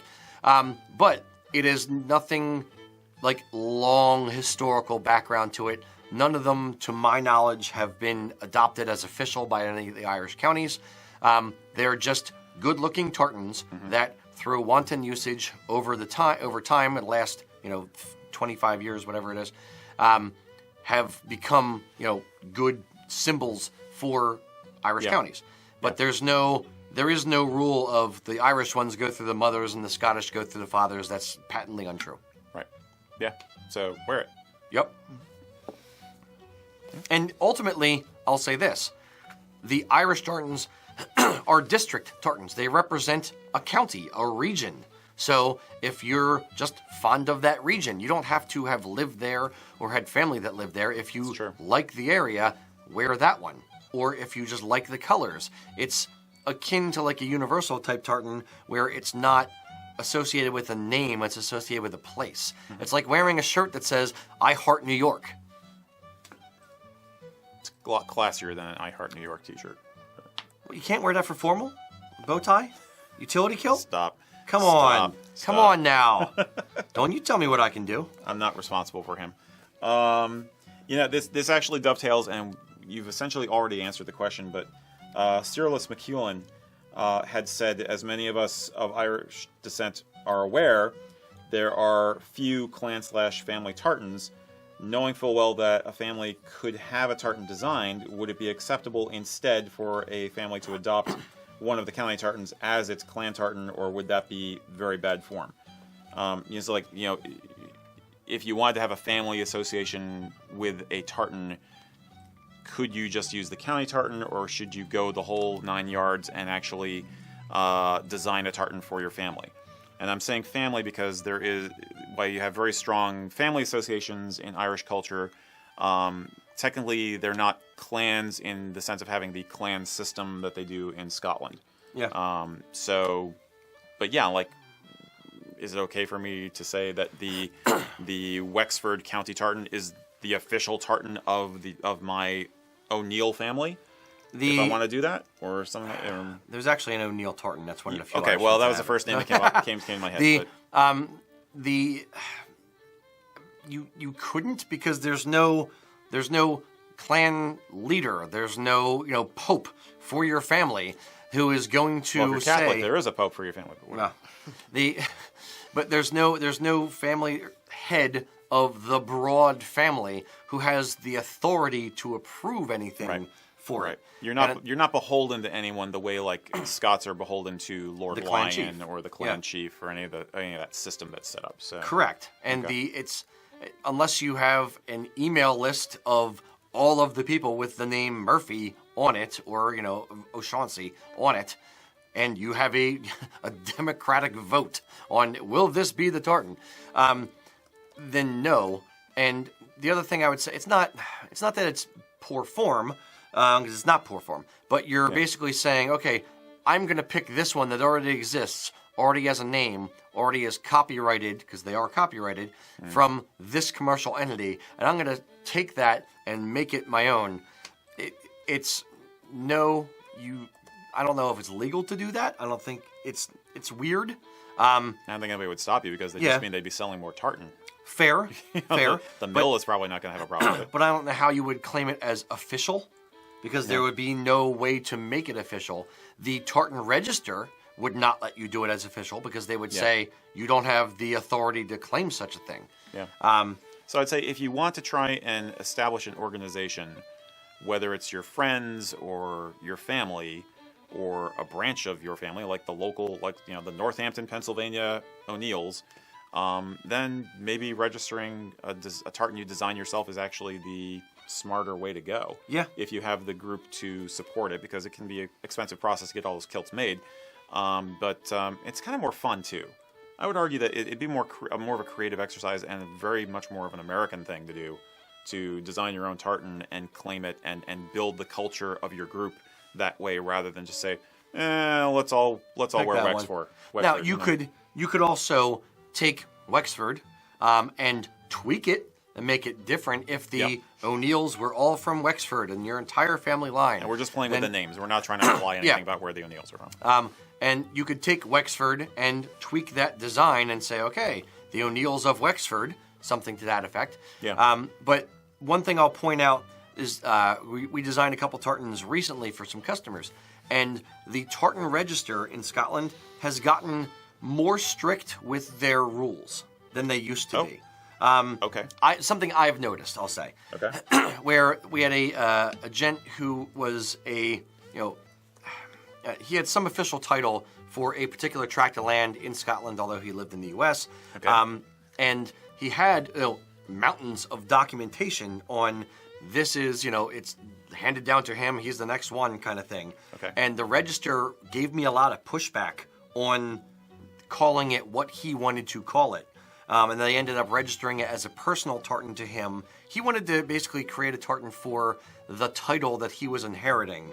Okay. And they would, that went along with this tract of land. Okay. And they wouldn't let him do it unless he got approval from the town council and. And he just said, it's not worth fighting over all that. Just let him register it as a personal tartan. Fine. But they've gotten a lot stricter, possibly in a good way, possibly a little bit overzealous, in my opinion, on those kind of things. I think I'll come down on their side in this case with that. I think they do need to be a little strict about that, because remember, they're looking at it from a heraldic standpoint, and they're looking at it as a tartan, once you register it, is a document which is going to stand for time immemorial. So for it to be associated with a piece of land, yeah, you'd absolutely want to have the people who were living on that land to be yes, okay but he with it. had, you know what I mean? But he had the title to prove it. Okay. So that's where they just but kind of. I don't know what his title was versus the order of precedence of the Scottish nobility is. It was a month or two ago, so it's not fresh in my memory. Okay, but it gets back to the original point, is that it's fun, creative, and also easier just to come up with your own. Yeah. There are millions of maybe millions of tartans out there. No. Okay, thousands of tartans out there. About like 8,000 or 10,000 somewhere in there. But there's plenty of room for more. Yeah. And there's nothing to stop you from doing it. So make it your own. Absolutely. Yeah. Cool. Anything else? Lucas, do you have any more? One quick question. Sure. We have here, can we make kids' kilts in a particular tartan? Sure. Yeah. Yeah. Yep. And I think they're on the website, right? Yep. They're listed on the website. Yep. Wool kilts will be a little bit more expensive because the cloth is so much more, and we have to get it from Scotland versus the PV, which we have here in the shop. But yeah, we can make kilts to fit literally, premature babies up to the, 800-pound man. Yep. So pretty much. Cool. Pretty much. Mr. Eric. Okay. Neil Paget was asking us, in your opinion, what has been the biggest faux pas when seeing kilted individuals besides wearing the pleats in the front? What's the biggest faux pas you've ever seen besides the pleats in the front, which is kind of often an honest mistake? It's a faux pas, but it's also a newbie mistake. Ignorance to the wearing mistake. I'd have to say wearing it too low. Okay. I would agree with that. A lot of Americans, yeah. When we put a kilt on, we'll put it on like at the level of our pants. And if you've been measured by a professional kilt maker or professional kilt company who understands it should be up above the belly button, they'll put it on like their pants, and then it'll be below the knee. Okay. There's the old adage of, if you wear your kilt above the knee, you are a boy. To the knee, you are a man. Below the knee, you are a liar. You're a braggart. Yes. But it's, wearing your kilt too low, in my opinion, looks feminine. Once it gets, meets the top of the kilt hose and you've covered up your entire knee and the little ball below your knee, if it goes to that or below, it starts to look like a kilted skirt, starts to look feminine, in the same way that if you wear it more than top of the kneecap, if you start to wear it, 2 inches above the knee, again, it starts to look feminine. I've, over the, 16, 17 years I've been wearing kilts, I've kind of developed an eye for what I like look-wise and kind of what feels right. Mm-hmm. So the shorter, basically men wear kilts to the knee, women would wear kilts above the knee or below the knee. And when you derivate too much from that, deviate, thank you. It just looks odd. So that's my faux pas, is wearing a kilt too long. Higher above the knee won't bother me so much because from a historical perspective, I know that guys did wear them above the knee back in the day, and even quite recently, if you're looking, especially at the military. Below the knee, again, it can look a little weird. I will allow people to do it fashion forward. Yeah. Like having a kilt cut longer on purpose as a purposeful fashion statement. Doesn't bother me so much. Now, people wearing it low because of a comfort issue and not wanting to try to adapt to how the kilt is meant to be worn in a traditional way. We've had pushback occasionally from customers who are like, where you say, well, you wear it at the navel, that's where you're supposed to wear it. And they're like, well, I don't like wearing it up there, I just like it down lower like this. It's more comfortable. Honestly, that bothers me a little bit. Some guys, they have to. Some guys will wear it lower, not realizing that they're going to have to. Like, they'll come and get measured properly, and then they wind up wearing it lower because they've got back issues, or they've got a kidney problem, or something like that, or their they belly get it is in the mail, and then they just wear it lower because they don't. Because nobody's shown them how to do it. Yeah. It's when they, but if they push back on, well, I just want to do it that way. It's like, well, come on, dude, put a little more effort into it, so you're going to look better. So that bothers me. But the length of the kilts in the modern fashion sense is, I won't begrudge somebody wearing it lower or higher if they want to, if they don't mind deviating from the masculinity thing. Now, what does bother me from an aesthetic standpoint, which I think is just a matter of actually taking the time to look, is wearing a sporran too low. I so often, and even in professional photography of kilts, where it's a model and you see the sporran and it's hanging down like close to the guy's knees, and it's like that bothers me. It's like not learning where to have the sporran hanging properly. Bothers me a bit. Yeah, when you look sloppy, you don't do yourself a service. You do yourself a disservice. I guess that's it. And I'll take yours and I'll kind of come around a little bit with it. Your first one. When you wear the kilt, if you're a bigger guy and you wear the kilt below your belly, what ends up happening is your belly pushes the front of the kilt down and the back of the kilt will ride up. So it ends up kind of underlining the belly and it looks a little bit sloppier. If you're wearing it around the widest part of your belly, it kind of holds you in, and visually it goes straight down from the widest part of you, and it doesn't underline and accentuate the belly. Right. So it's a much more flattering appearance. And then when you bring in the sporran, it's the same kind of thing, where wearing the sporran up a little bit higher or hooking the sporran chain over the sides of the buckles on the top of the kilt, so that it doesn't underline the belly, it is a much more flattering appearance on a bigger guy. Mm-hmm. So what grinds my gears, to quote Peter, right. What really grinds my gears about it is kilts can make anybody look good. Bigger guys, skinny guys, doesn't matter. You can look good in a kilt. It's a very, very flattering garment. And then when you buy a nice, expensive wool kilt and then wear it down low and their belly's hanging out, it looks, I don't know.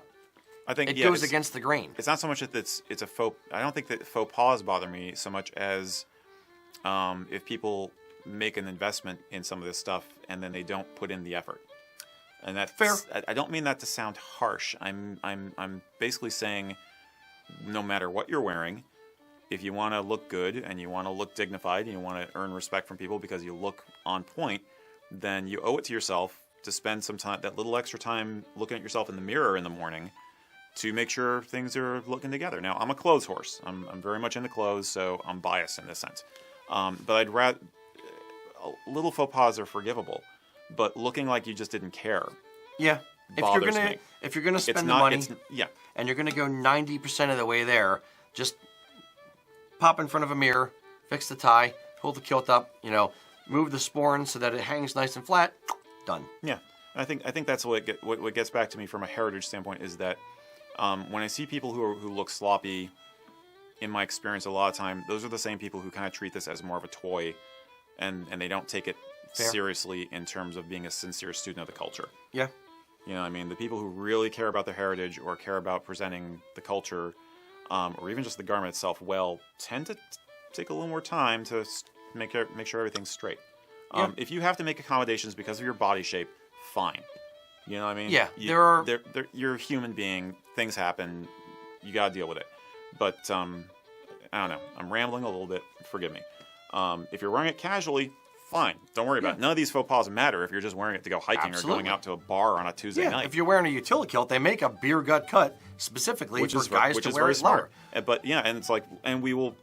Custom kilts will accommodate you if it's a beer gut issue. We will try and help you because it's a custom made garment.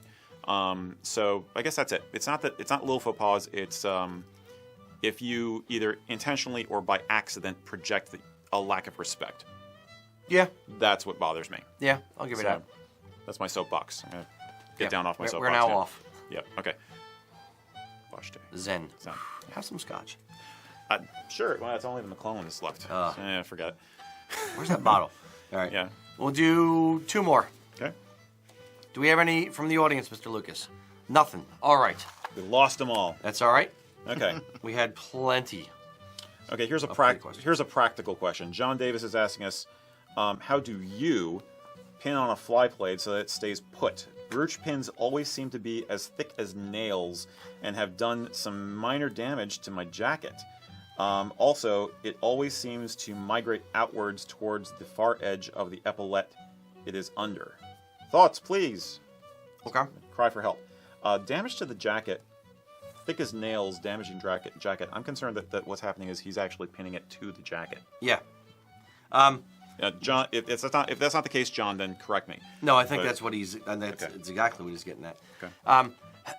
When you're wearing a fly plaid, the fly plaid is the cape-looking thing that goes over your left shoulder. It's only really worn when you're wearing something very, very formal. Prince Charlie, formal affair. You do not have to wear it to be formal, but it is only really worn when you are dressing up formally.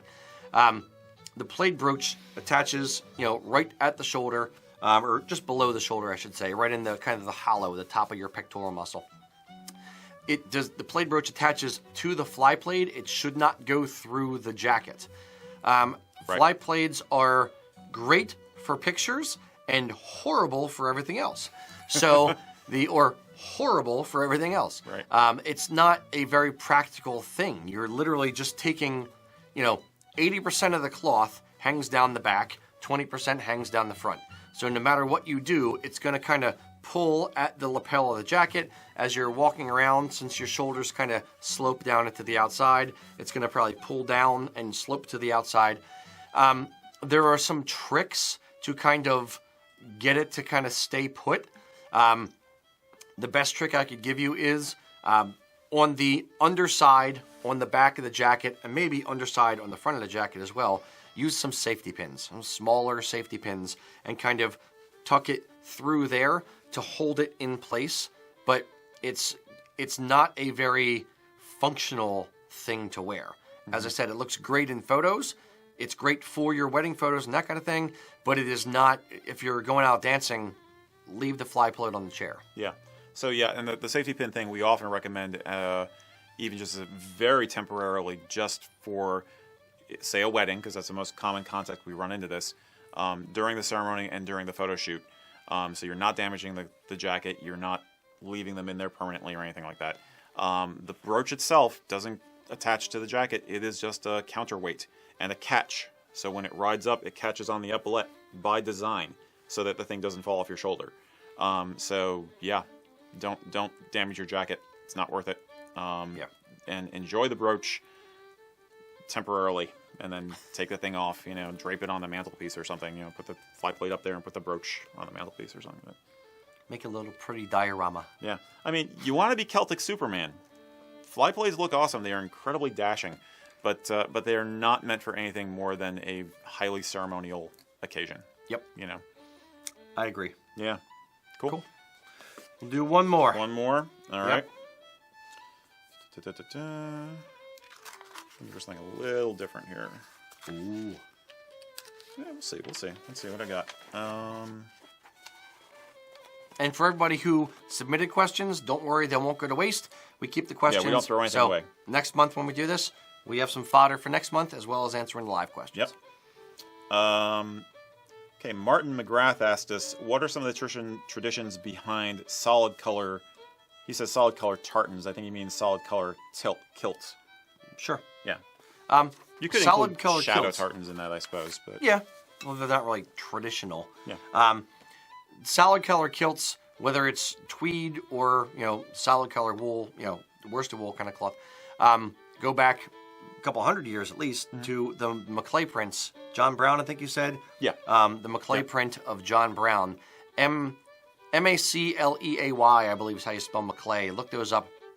There's some really, really cool, 1800s, 1700s. No, 1800s. 1800s? Yeah. Okay. 1800s paintings of a bunch of different Scottish people, and he kind of hit most of the major clans. John Brown's photo has him in a grayish blue kind of tweed jacket, vest, and kilt. And day plaid as well, or no? I think he's got a day plaid draped over his arm or something. I can't remember for sure. Yeah, so wearing solid color or tweed kilts has some historical precedent. In today's, time, whatever, 21st century kilts does some solid color tweed kilts. There's utility kilts that are solid color fabrics. Back at the turn of the 19th century was the Irish, rebellion, St. Edna's School. They had some solid color kilts. Yeah. So there is tradition, using my finger quotes loosely. There's a lot of finger quotes today. There are some loose traditions based around solid color kilts, but no more than the regular kilt itself. Yeah, they're tartan kilts. They're groups and units and such that will use a solid color kilt as opposed to a tartan. London Scottish, Hodden Grey. Exactly. Hodden Grey is the best example, perhaps. Of course, as Rocky alluded, the Irish went for solid colored kilts at first during the rise of the Gaelic League and the nationalists around the turn of the century, they continue that. The saffron kilt being the most famous.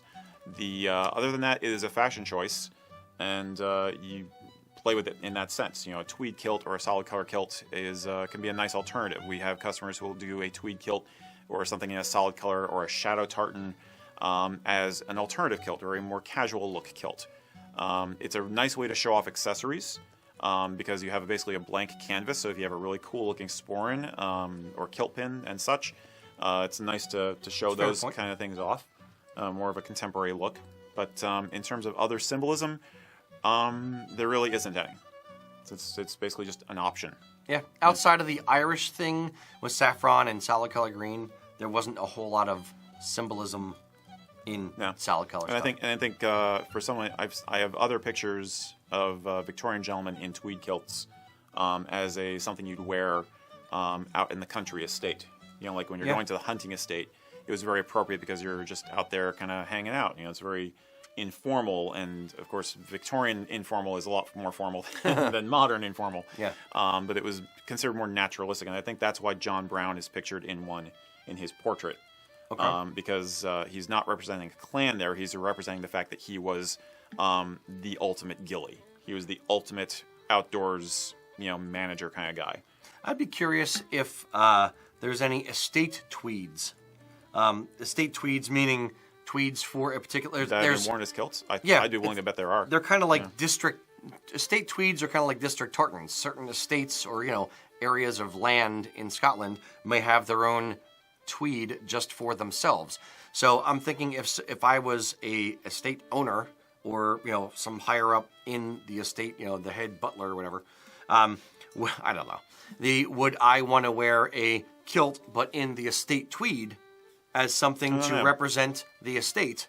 Could that be what John Brown was doing? I could see he's a rare case. He's a kind of a unique individual, so maybe, yeah. In terms of a typical Victorian Edwardian household, I'm not sure you would do that with staff. Not typical, but I'm thinking I could see a lord or a laird member of a household doing that for fun. Yeah. I don't know. I gotta look into that. Well, but the clothes they didn't have as many clothes. It wasn't as a fun thing like clothes like we lots of clothes if you had that money to have a that's hunting fair. estate. That's fair. Okay. Never mind, I'm wrong. No, you're not wrong. But it's an interesting question. So. I failed. Man, we were geeky today. Yeah, we've been totally mega nerdy this time. But again, I blame the Scotch. Star Trek forever. Oh wait, that's wrong. Yeah. May the Force be with you. We should be shot. All right. All right, very good. All right, boys and girls, thank you for tuning in. Thank you very much. Yes, thank you for all the questions. For those of you who are on Facebook, check out Kilts and Culture Group. Come and join us. The water's fine. Yep. And for everybody else, we will see you next month. We do these Q&As first Friday of every month. And we have the new show, which will be coming up. Oh, yes. In a couple of weeks, we'll have another episode of Exploring Perspectives that natively lives on YouTube. So you want to tune in there to see that. And do we want to say what the topic's going to be? Nope, I have no idea. I know what the topic is going to be, but I didn't know if you want to announce it or not. Nope. Okay, we'll keep it a surprise for now. Very good. All right, guys. Until next time. Slanjava. Slanjava.